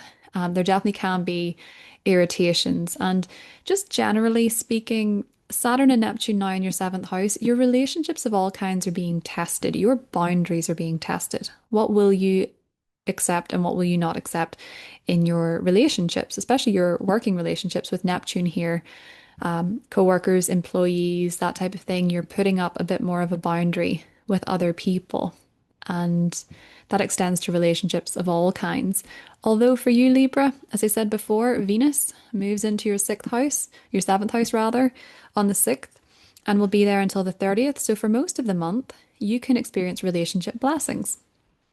Maybe for those of you that are single, around the 6th, 7th, 8th of the month, with Saturn and Venus connecting, if you have personal placements at, say, your descendant is 0, 1, 2, 3 degrees of Aries, you could find that Venus and Saturn and Neptune all connecting on your descendant could bring you a romantic partner. For some of you, it could also be that it tests your relationship to a romantic partner and you start to figure out what is and is not workable, what's ideal. Your vision of what you want from your relationships, from your marriage, from your partners, from your connections may change, Libra. You might decide that you want something a little bit more serious. You might decide that you want something that is a little bit more idealistic, whatever that change in idealism is for you. Your wants and needs in relationships can change, but for a lot of you, this could be about solidifying a relationship, entering a committed relationship, committing to a relationship with Venus there. And then from the 20th, your seventh house is being illuminated with the sun there. So there is a big focus in March on connections and partnerships. Maybe you want to meet somebody new, so you're getting out there. Your vision of what you want, as I said before, is changing in relationships if you are single. I do think most people will be looking for something a bit more serious with Saturn, but it has to be very meaningful with Neptune. The two need to connect. It needs to feel like a soulmate with long-term potential for most of you. For those of you that are in relationships, Venus going through that sector can be very harmonious. It can be a time of really enjoying your partner, enjoying time with your partner while honoring your individual needs as well, because it is Aries. A lot of Libra risings kind of need a partner who is quite independent and has their own things going on. So that might be someone you're attracting, or that might be an energy that you're really feeling in your connections. There's a total lunar eclipse in Virgo on the 3rd of March. So around the time of this eclipse, I want to say from the 1st of March to about the 9th or 10th, you could be feeling like you really want to spend some time alone. The 12th house is where we retreat to when things feel heavy. You could be feeling a little bit under the weather. Virgo is a sign of health, so you could be feeling a little bit under the weather. You could be needing some downtime. You could be eliminating something from your life that has felt toxic and you're spending some time to recover from it. With the 12th house, maybe you have, for example, given up caffeine. I'm not saying you should or should not, but if you were giving up caffeine, maybe you're experiencing headaches and so you need to lie down. It's just a random example. You might be taking some downtime to rest, heal, and recover from something. Maybe you're a bit burnt out from work, Libra, because there's so much going on when it comes to your job. Maybe you're feeling a bit run down, a bit burnt out, and you're thinking, actually, I just need some time alone. Maybe you're thinking of cutting somebody off that you work with, or you're thinking of creating distance from someone that you work with, or you just need some time away from them. It can also be that maybe someone is leaving your workplace as well.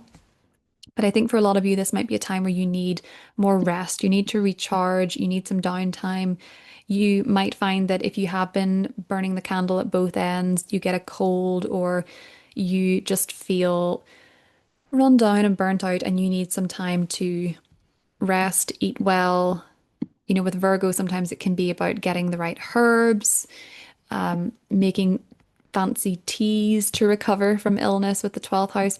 It can also be with the 12th house, it's a very spiritual zone. You could be having very illuminating dreams. In fact, you could be having or have been having since late February psychic dreams, visions of the future. You could be dreaming about people before they appear. You could be dreaming and learning secrets about people that have not been said out loud, or you could be learning secrets about yourself, Libra, with the 12th house as well. You could be having very vivid dreams. You could be having psychic experiences, spiritual experiences. Maybe you are connecting with a medium at this time to connect with someone who has passed. Maybe you are finding that there are strange paranormal happening to you or around you with this 12th house connection. And so you could be finding that your spiritual side is very lit up at this time.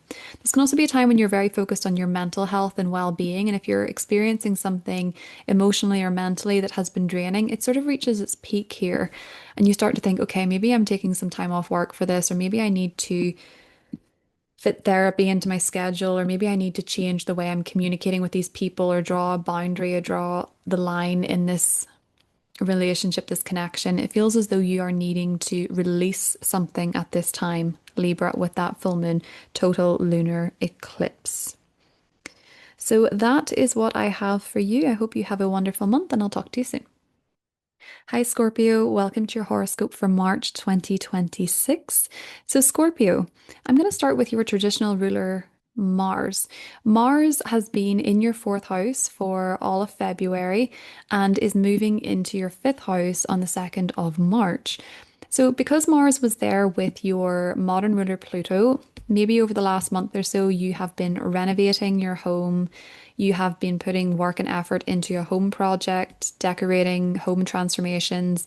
Maybe there has been some conflict or tension with family, with Mars going through the fourth house. Maybe there have been secrets coming out with family with Mars going through the fourth house and Pluto being there.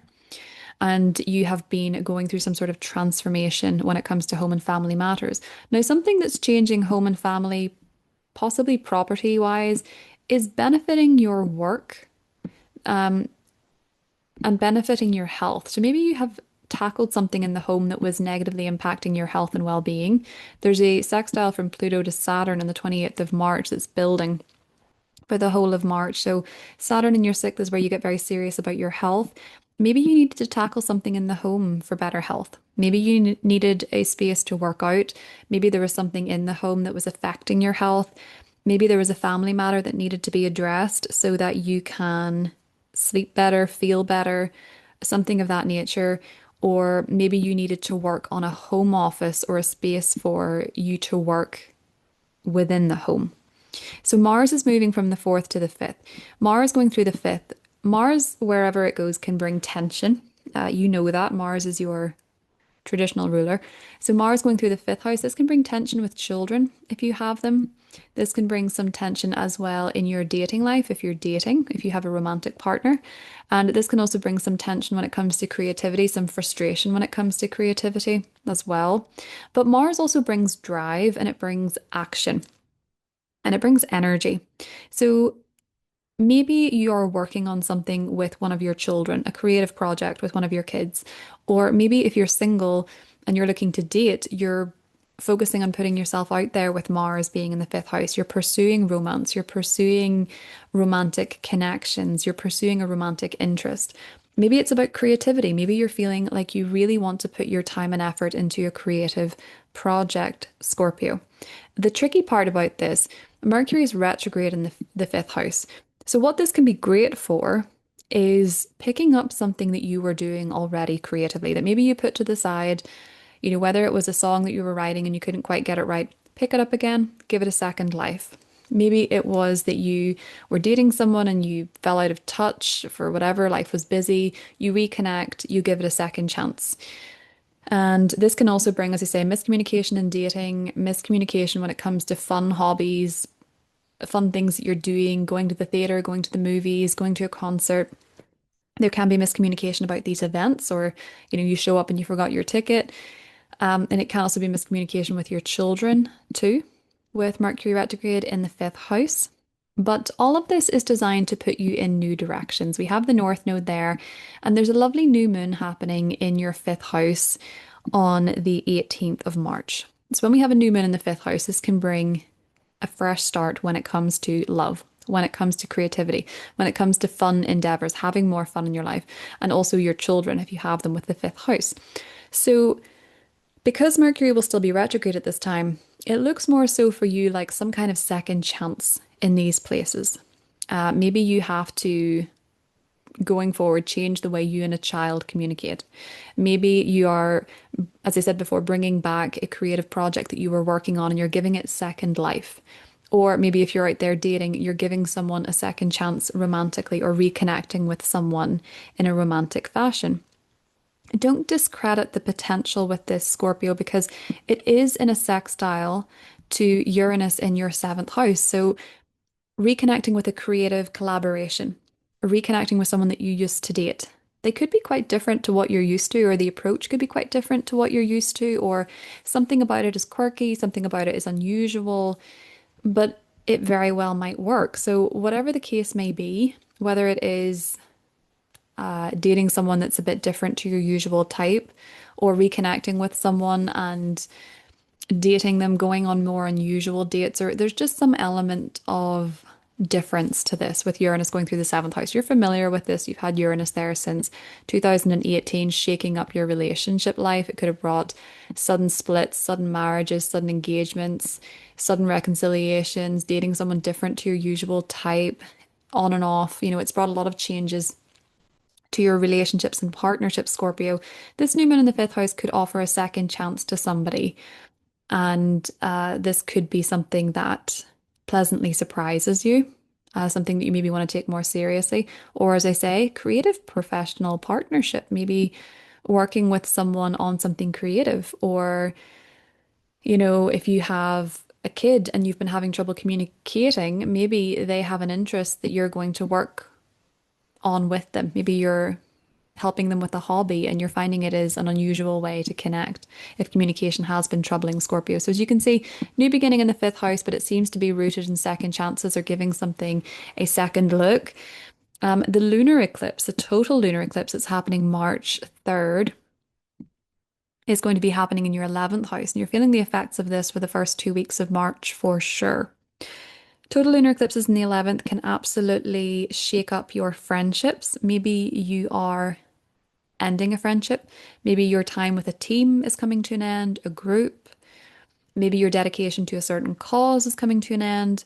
Maybe you're reconnecting with a group or a friend or a cause because the South Node can bring things back from the past, especially with Mercury retrograde. You're kind of looking at your friendships and your social connections through the lens of, is this fun? It's kind of reminding me of that Nickelback song, This Is How You Remind Me, where he sings, Are we having fun yet? It's kind of like, are you revising your friendships, your social connections through how fun they are, if you're having a good time or if you feel like there's still love there. So maybe you're looking at your friendships and thinking, is there still love there? Do we still have something in common? Do we still connect?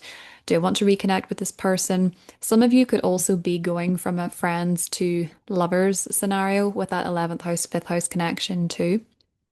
For others of you, the 11th house can activate social spaces. So this can be online, total lunar eclipse in the 11th. Maybe you go viral for an old creative project or something that you did in the past or something that you enjoyed in the past with the 5th house if you are a creative online.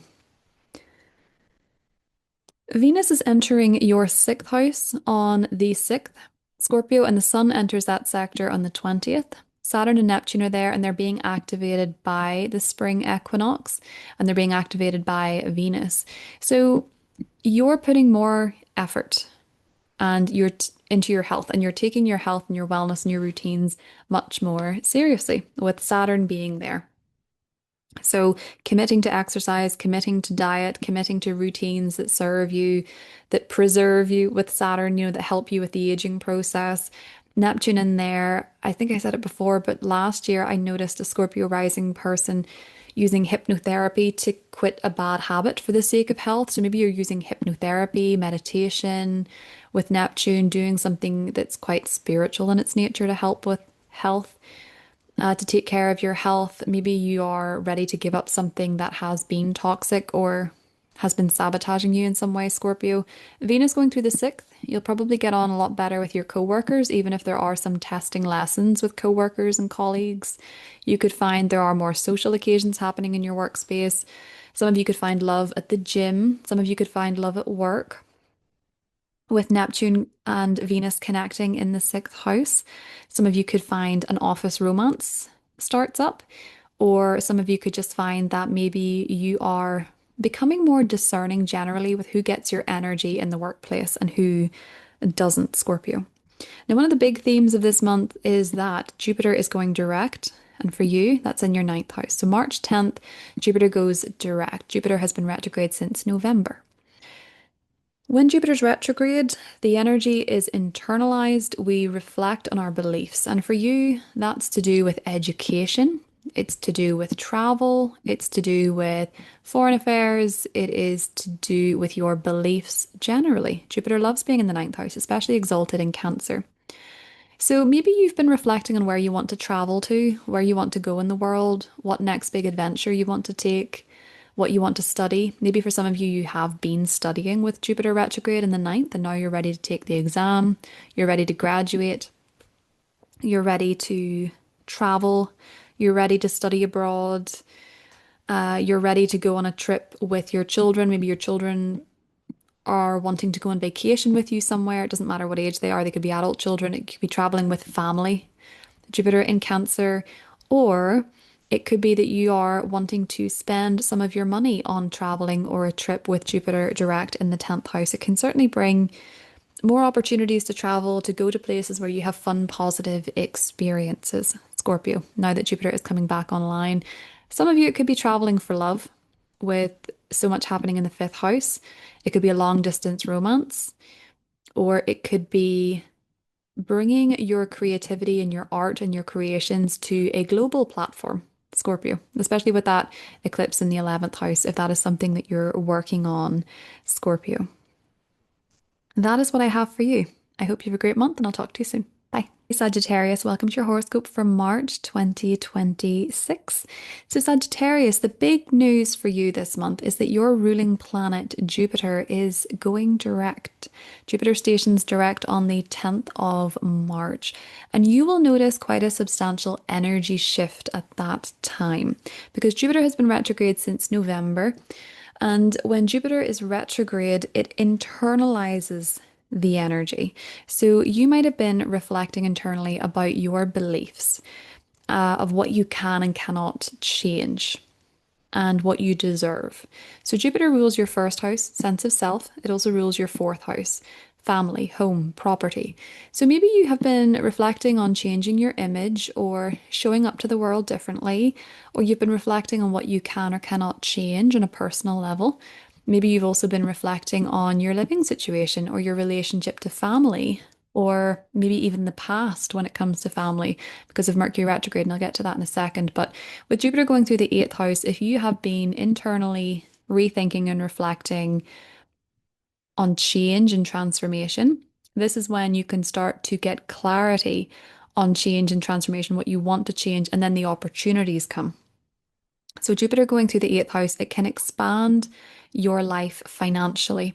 The eighth house is about other people's money. So, when Jupiter goes through here, we can benefit from other people financially. That can be through a loan, a mortgage, a grant, inheritance, insurance. It's where you can benefit from others. It's easier for you to receive the resources that others have. And that can be not just money, but it can be their time and their love and their attention.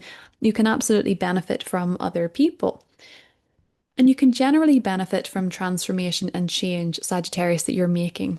For a lot of you, with Jupiter ruling the first and the eighth, physical transformations, pregnancies, births, for some of you, cosmetic changes that you've been making, or just maybe the shadow work with the eighth house. Maybe you have been going through some tricky emotional baggage, possibly pertaining to family, upbringing, home, and you're starting to show up differently.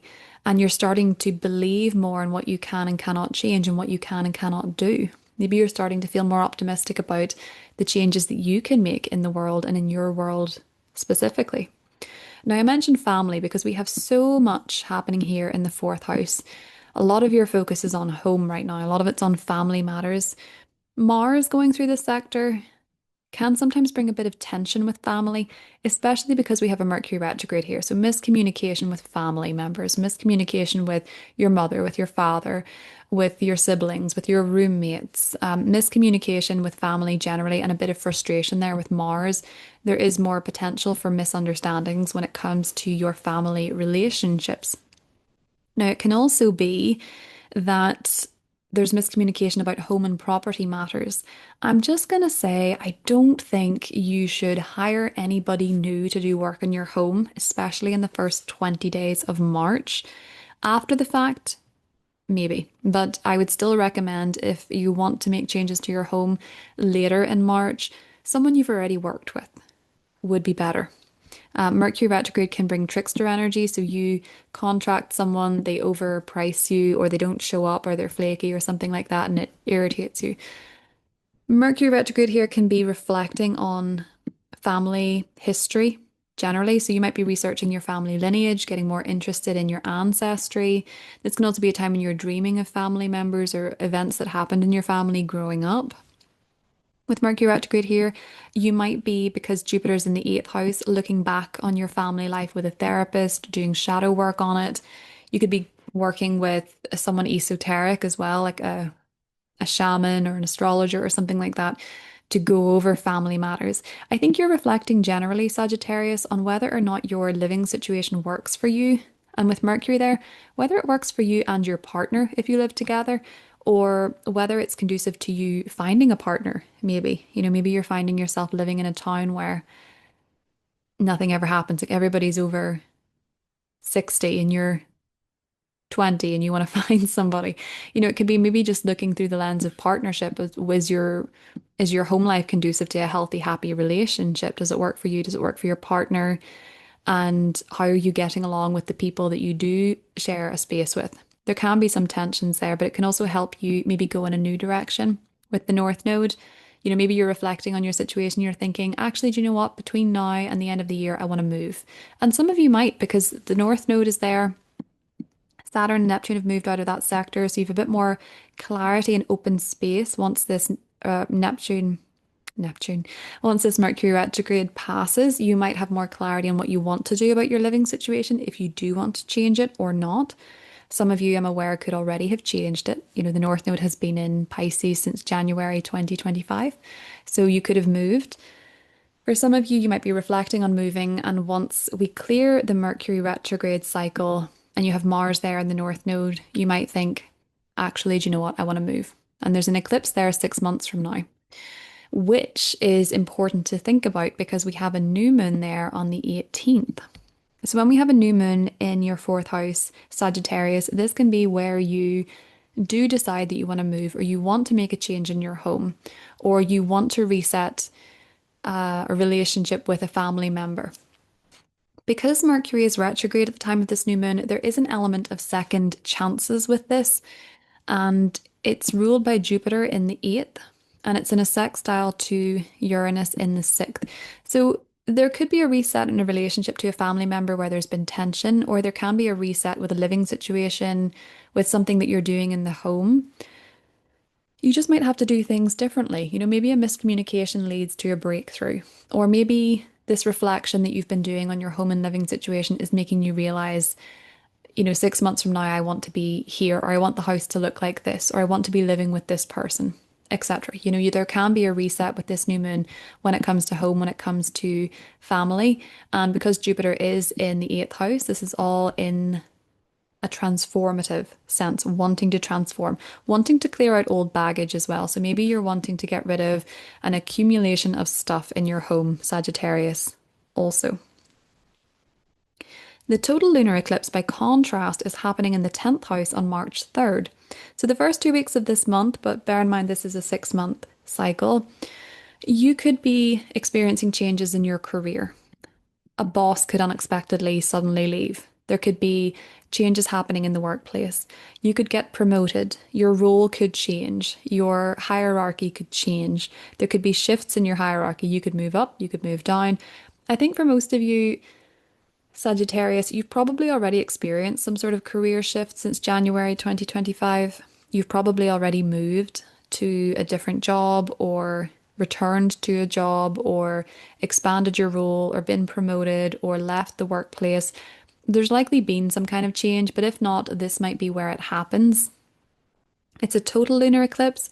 It's ruled by Mercury retrograde in the 4th. So you're kind of reflecting, I think, Sagittarius, on what does the transformation happening in your career space mean for your home and your family life? What's your work-life balance like? There might be changes to your hybrid working model, or you might be considering moving for career, or you could be wanting to change your living space to accommodate loftier goals that you have. So there can be very profound transformations happening in your career, Sagittarius. I feel like you're supporting the changes because it's in a sextile to your ruling planet in the 8th house. So there could be big promotions, there could be job changes, there could be perhaps maternity leaves with that 10th house, 4th house connection, paternity leave also. You could be saying goodbye to a particular department, to a particular industry, and going through some sort of profound shift professionally. It can also be for some of you that your title is changing. So what you're known as, maybe you go from Miss to Mrs. or Mrs. to Miss, or you go from Miss to Doctor, or there's some sort of title change. That could be that your role changes. Sagittarius, that's one other thing. You could become a parent. You could, well, I mean, there's many different ways that it could play out that you have a role change or your title changes. The 10th house I always like to think of as if you were on the news and people were trying to describe you, what would they say? What would your job title be?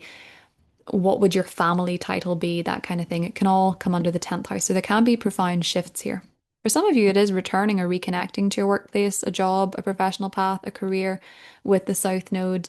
But for many of you, these changes may be linked to shifting perspectives in family, in home, and maybe these changes are occurring based on what type of foundations you need. Maybe you're wanting to go into an industry that feels familiar. Maybe you're wanting to do what your parents did, or maybe it's the opposite. Maybe you really don't want to do what your parents did. There can be some sort of shift where you're looking at your career through a lens of family, home, property, that type of thing. But it depends how it interacts with your chart, Sagittarius. Venus enters your fifth house on the 6th of March, Sagittarius, joining Neptune, joining Saturn, also joining Chiron. Venus going through this sector can be a lot of fun. I know we have Saturn there, and Saturn's very serious, and you might be getting used to this energy of Saturn going through the fifth house. But with Venus going through the fifth house, this can be a time where you enjoy more social activities. It's a better time to go to concerts, to go to gigs, to go to the movies, to go to the theater, to go out to a party. Saturn going through the fifth house doesn't mean that you will have your fun restricted. It just means that you might be a bit more selective about what is fun for you. You might realize that you have outgrown certain ways of having fun, and you might find yourself more drawn to possibly more mature interests. Maybe you're finding it a lot of fun to collect stamps and that feels more mature to you. Something could be shifting in terms of what you enjoy. For those of you that have children, you're very focused on raising your children, connecting with your children with Saturn. Sometimes Saturn can also bring difficulties with children. So, say you have an adult child in their 30s, they could be going through a divorce or something like that. It can be that they're going through a challenging time.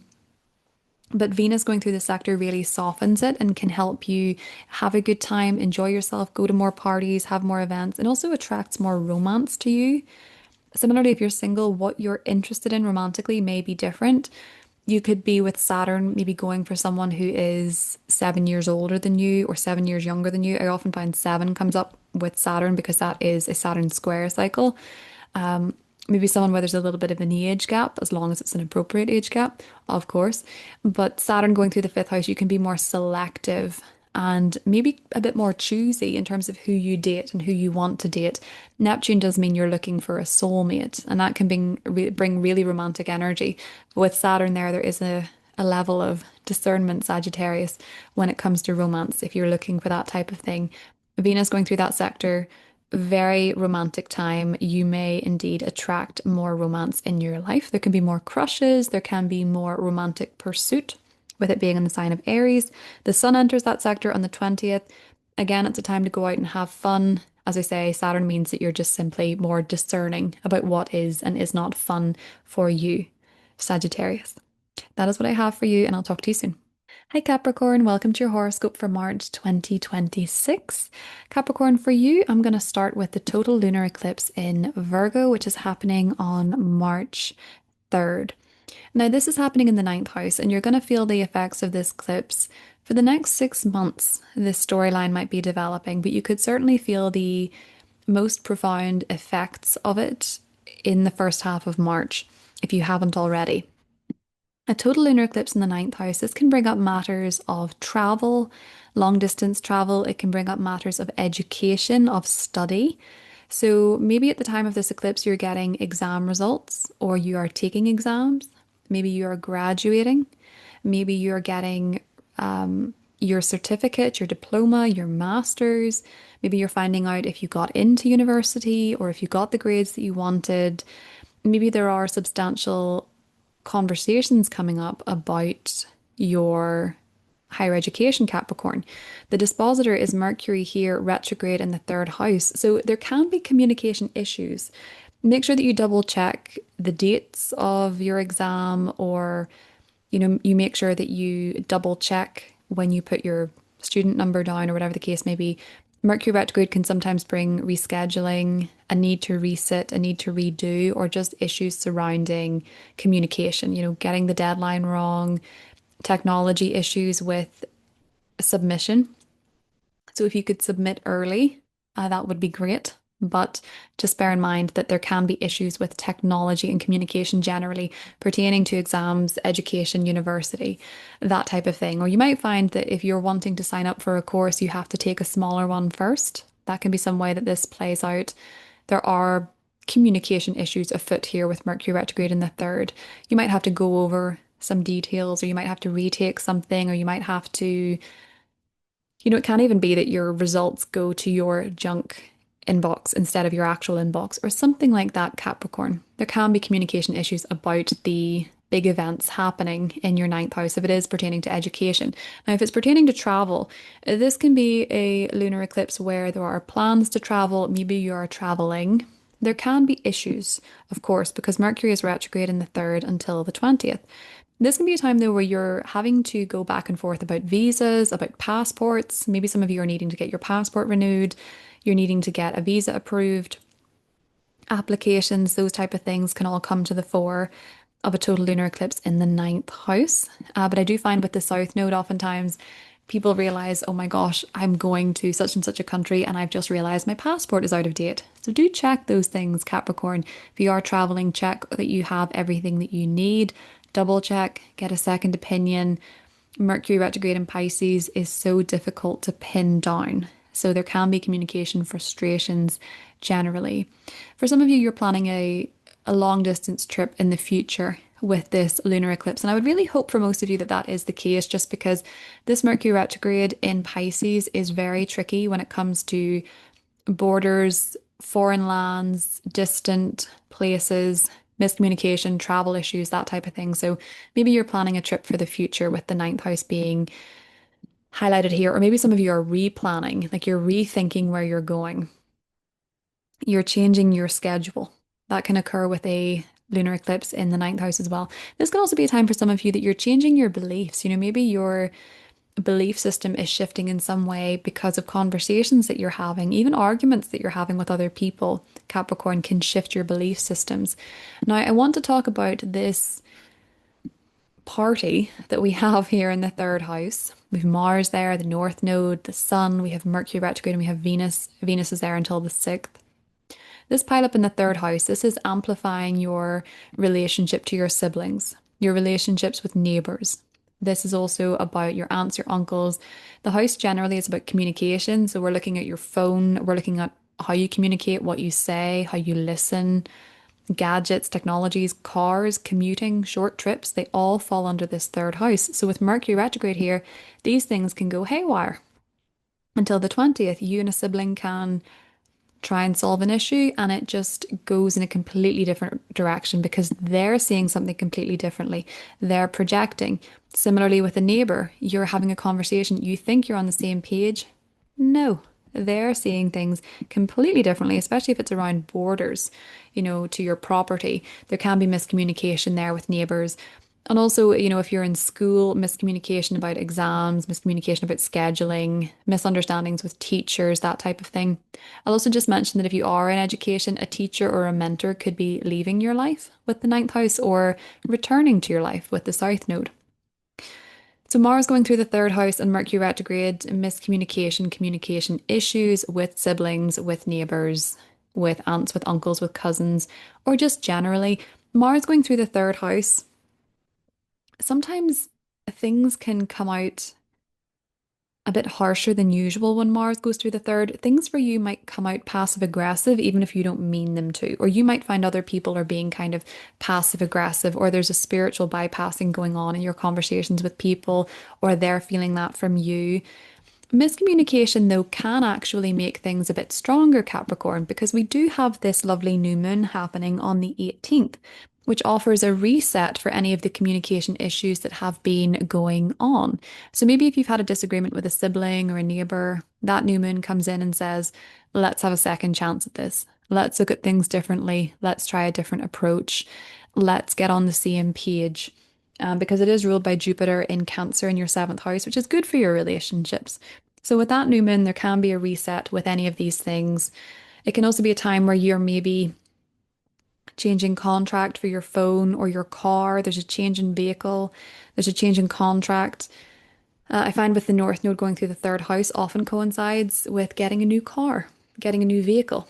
I would suggest that if you have not already, you do it after the 20th of March because Mercury retrograde can bring dodgy salespeople into your life or miscommunications about what will actually come from this sale. So just be mindful of that, Capricorn. Now, as I mentioned, Jupiter is in your 7th house and Jupiter goes direct on March 10th. And this is great for your relationships. Maybe over the last, since November, maybe you have been reflecting internally, Capricorn, on what you want from a partnership, what you want from a relationship, what you want from a connection.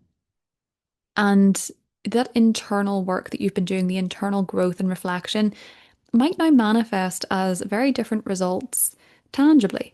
So you've maybe changed what you want from a relationship, or you've changed your beliefs around your partnership, around your connection, or around the prospect of connection.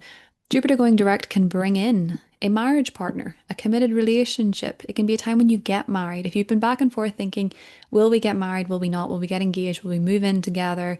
Will we start a family? Is this working out? Jupiter direct can absolutely bring the clarity of that. And maybe for some of you around the time of the eclipse, you're planning a trip with a partner, you're planning to travel with a partner, you're planning to get married with the ninth house, seventh house connection. Or maybe you are meeting someone very special with Jupiter going through the seventh house as well. Capricorn.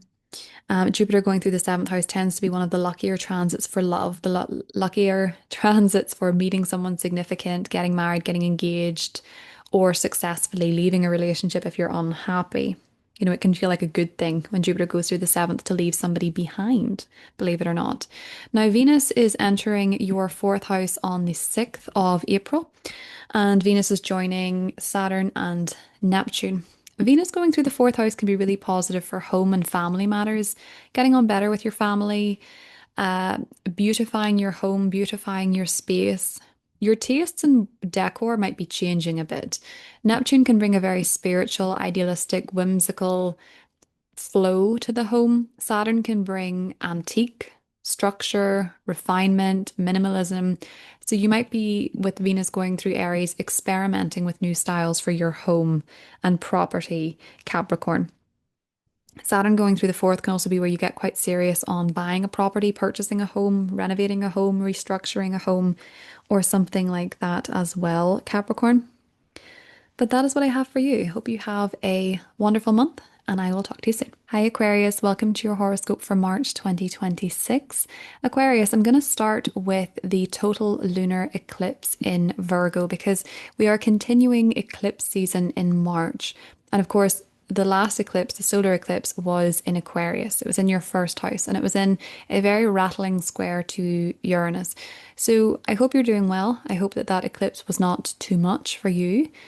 This is going to be activating the Pisces Virgo series of eclipses again. So we have started your series of eclipses in your sign and your opposite sign, Leo, but this eclipse is bringing up a storyline that has been going on since September 2024 is when the eclipses started.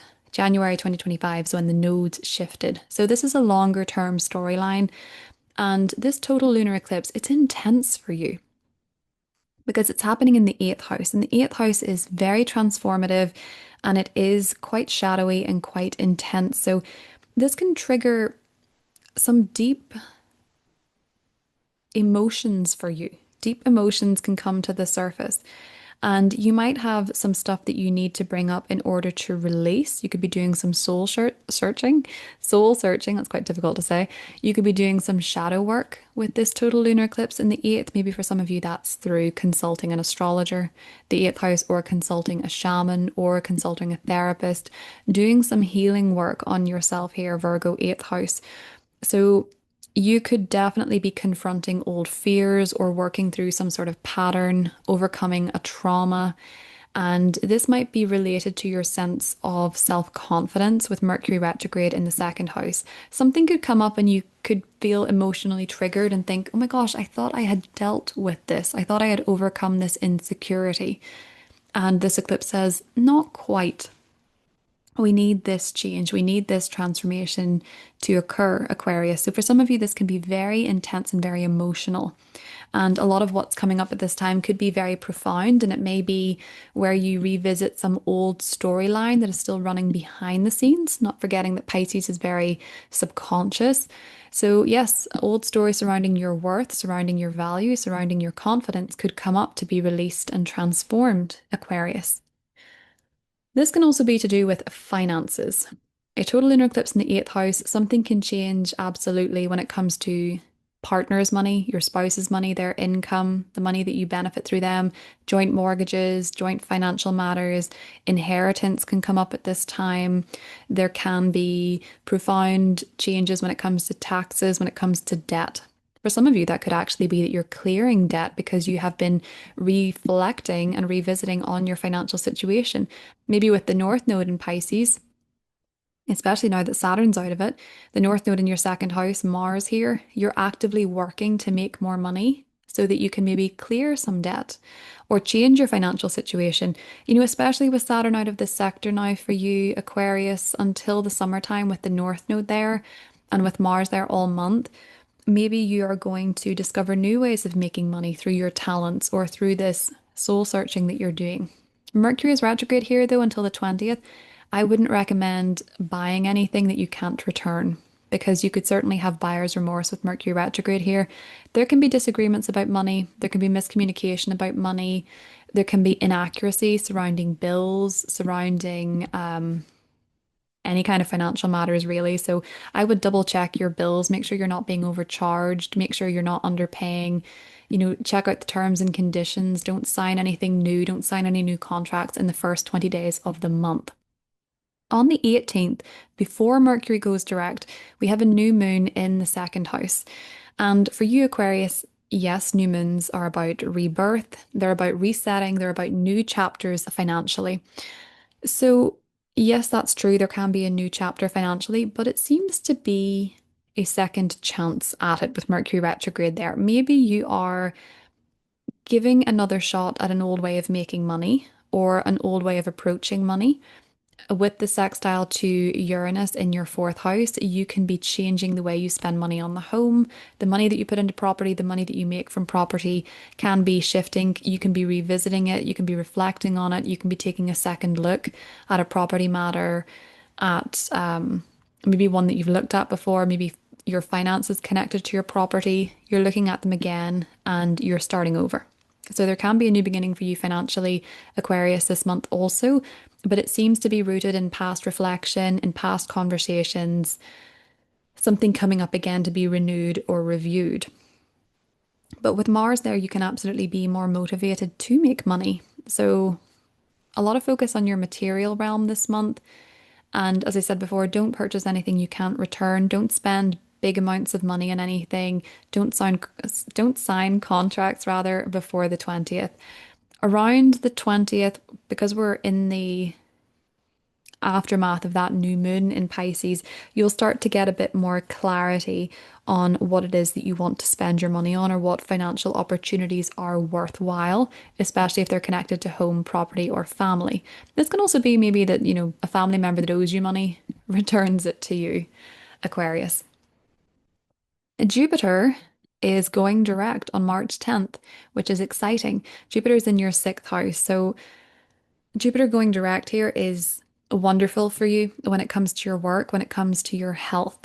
Jupiter's been retrograde here since November. So maybe you've been looking inward at your beliefs surrounding health, wellness, physical activity, diet. Maybe you have been reviewing this. Maybe you have been consulting a teacher, a mentor, an expert, Aquarius, when it comes to your health, when it comes to your wellness. With Jupiter here, you have maybe been reflecting on your training programs, you've been reflecting on your diet, you've been reflecting on your approach to wellness.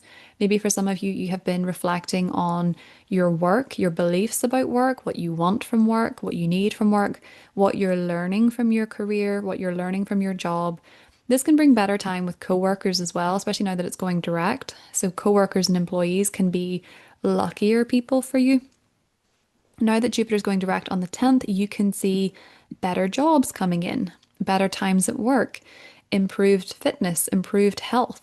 In fact, with Jupiter going through the sixth house, this can often be a time, Aquarius, where maybe you are running that marathon or you are doing that high rocks competition or you're doing something that really connects you to other people. Jupiter rules your 11th house. So maybe doing group sports, team sports, fitness clubs, health clubs, getting a lot of joy from this sector, Aquarius, really going for gold when it comes to health, fitness, work, that type of thing. With Jupiter going through the sixth house, you can absolutely as well have better times with your coworkers and your employees, maybe meet new friends. Jupiter rules the 11th, so meeting friends through work. Joining clubs pertaining to your job as well can be one way that this plays out for you, Aquarius. But certainly this month is very focused on The material for you with so much happening in the second house, Jupiter going direct in the sixth.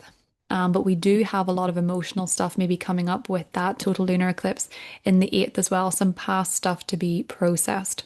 Now, Venus from the 6th of March until the 30th is going through your third house and joining Saturn and joining Neptune here. So, Venus going through the third can bring better social times with siblings, getting on better with siblings, getting on better with neighbors. Um, Jupiter going, not Jupiter, Venus going through the third house can bring more social events locally for you. These can be a source of joy, but you may have to set some boundaries with siblings. You might notice what lessons are going to come up with siblings over the next 3 years or neighbors with Saturn being activated. The Neptune Saturn conjunction is being activated by the Sun on the 20th of March. We're going to start to see more of what this conjunction means for us and for you, Aquarius. It's about dissolving old ways and ideals and restructuring when it comes to your siblings, when it comes to your neighbors, when it comes to communication, when it comes to education, when it comes to short distance trips, when it comes to your local environment and your communities. And you'll start to see these storylines develop this month with Venus activating it and the Sun activating the sector also. That's what I have for you, Aquarius, and I will talk to you soon. Bye. Hi Pisces, welcome to your horoscope for March 2026. So Pisces, you have a real party going on in the first house of self this month, and it's a huge change from February where you had most of the planets in your secluded and isolated 12th house where you may have wanted to be alone, you may have needed more downtime, your energy might have been lower. You might have been a bit more introverted and you might have needed to retreat from the world quite a bit, especially with that solar eclipse. And you could also have been processing some secrets that came out or processing some past emotions, working through subconscious patterning as well. They could have been coming online for you to recognize, to witness, and to release. And now we have a lot of focus onto you. And I think you could be reinventing yourself, Pisces, this month. Bear in mind, Venus is in your sign until the 6th. Great time to attract romantic attention, social attention. People like you, people want to compliment you, you look good, you find the right styles, you find the right aesthetic, and you're just generally glowing with an exalted Venus in your sign. But Mercury's retrograde here until the 20th. So for a lot of you, communication could absolutely be going awry. It might not necessarily be landing the way that you expect it to. It's harder to find the words. It's harder to explain what you think. It's harder to explain what you feel, especially because in some cases, Pisces, you just know. Sometimes you just know. You can't explain it. You can't rationalize it. You just know. But this can certainly lead to miscommunication with others. And you might find with Mercury, it's to do with relationships generally, but also family. Mercury rules your seventh and your fourth. So maybe there are miscommunication with family members, with partners, with close relationships. And you're finding it very hard to explain yourself, or you're finding it hard to explain what you feel.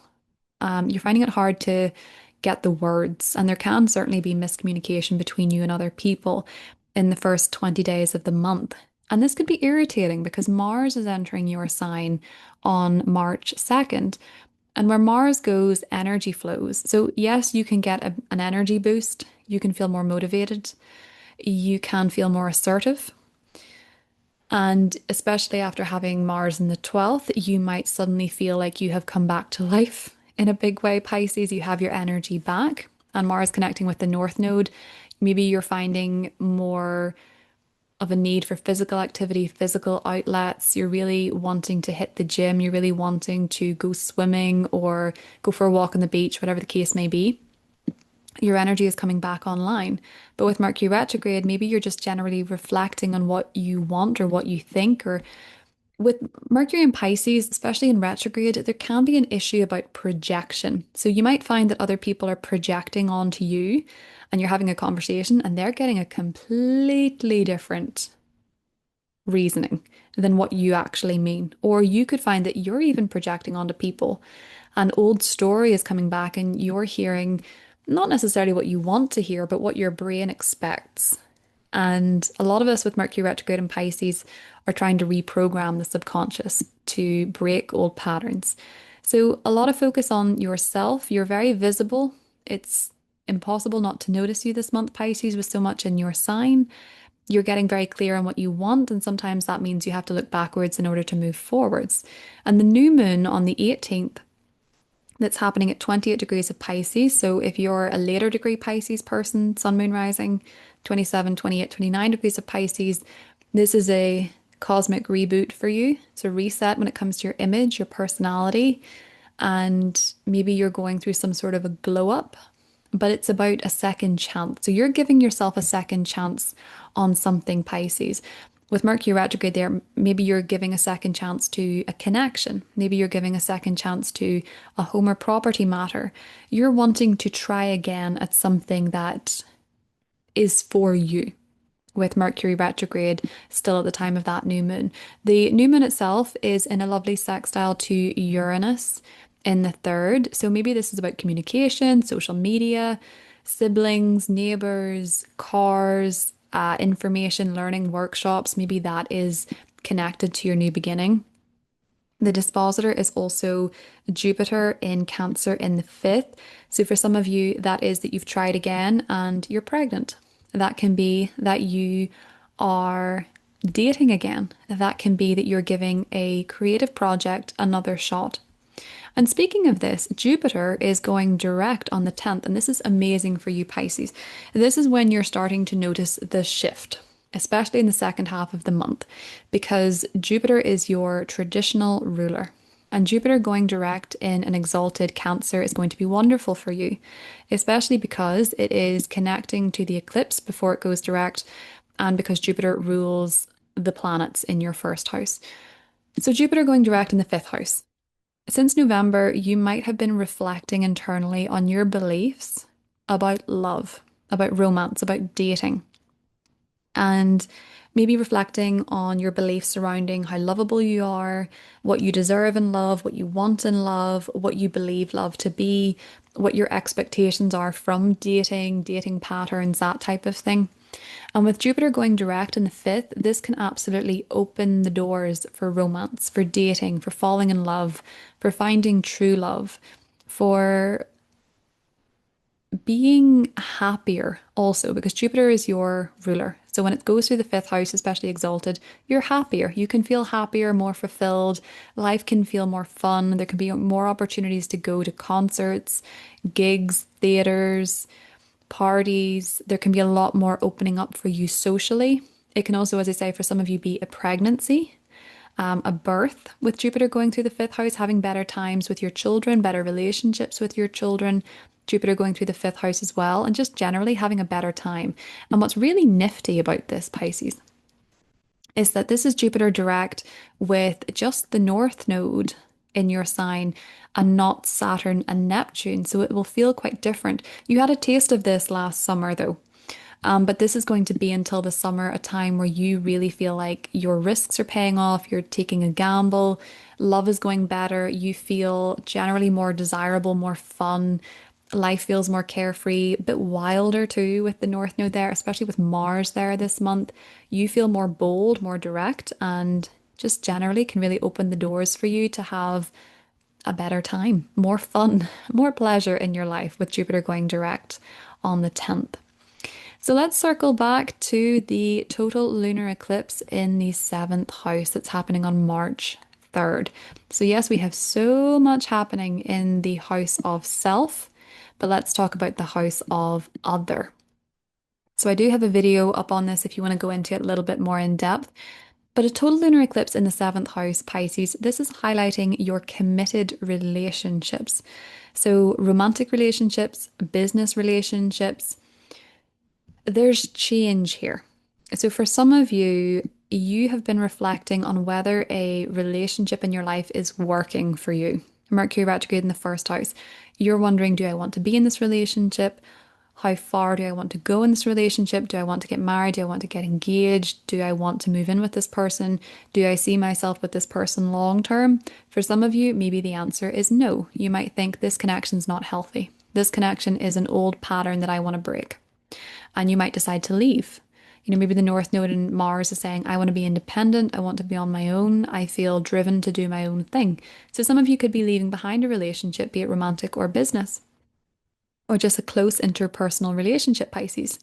For others of you, this could be in a relationship where you're very happy, it's going well. This could be about getting engaged, getting married, moving in together, fifth house connection, sextile to Jupiter, having a family together, having children together.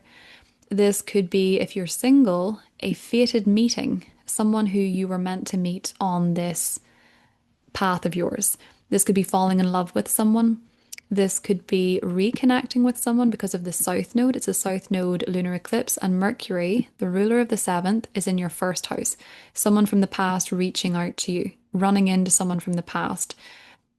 This doesn't have to be a committed partner though, because Jupiter is retrograde in the fifth. So reconnecting with someone you had a crush on, that you dated for a little while, maybe it wasn't serious, and it becomes serious with this eclipse. Maybe a relationship where you are dating someone becomes more serious under this eclipse as well. But it seems to be up to you, Pisces, to make that decision because Mercury is retrograde in your first house. So you're reflecting on your relationships generally, especially when it comes to communication. Pisces is sometimes the listener friend. And maybe you're wondering, does anybody actually hear me? Well, with Mercury retrograde in your sign, probably not. It's probably just la la la la la la la. And that can bring frustrations and irritations when you realize dynamics are imbalanced. But it can also help you reflect on whether or not that's simply what you're expecting. So that's all you're hearing too. Reflecting on communication goes both ways, Pisces. But I do think with this total lunar eclipse, for a lot of Pisces risings, it's getting married, getting engaged, getting divorced, separating, falling in love, reconnecting, reconciling. Huge fated relationship changes, Pisces, especially if you do have your descendant or a Virgo placement at around 11, 12, 13 degrees. You could see fated changes with your partnerships for sure, Pisces. But it does seem to be that maybe something is being cleared for you to have a more successful love life, whatever that looks like for you, because Jupiter is going direct in the fifth. And we have a total lunar eclipse in the seventh, bringing absolute change. So the activation between your fifth and seventh house, which would be relationship houses, especially romantic relationship houses, is bringing some sort of an energetic shift in March, even if it is just to get very clear on what you want and how what you want has changed. Now, when it comes to your money, Pisces, Venus leaves your sign, goes through the second house from the 6th to the 30th of the month. Now, that's activating the Neptune-Saturn conjunction. And the Sun enters that sector on the 20th and will also activate that conjunction, which is about new starts when it comes to your money. Maybe for some of you, you are perhaps discovering or intuiting even new ways of making money. Maybe you see a new pathway opening up for you financially. But with Venus going through this sector, you have to be careful sometimes with Venus going through the second house of spending more money than usual. But with Saturn here, you're more financially discerning. Money isn't going to be as interesting to you. You'd possibly rather save it. I will say, Pisces, I have noticed some of the richest people in the world have Saturn in the second house, and you might not expect that, but it makes sense because Saturn is frugal. And a lot of them become that wealthy because they're very good at saving. So maybe for some of you, you are noticing that spending less has saved you a lot more money, or you're becoming more discerning about what you spend money on.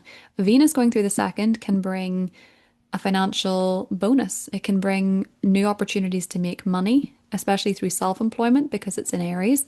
So there can be more gifts coming to you. People might want to treat you financially. People might want to give you gifts.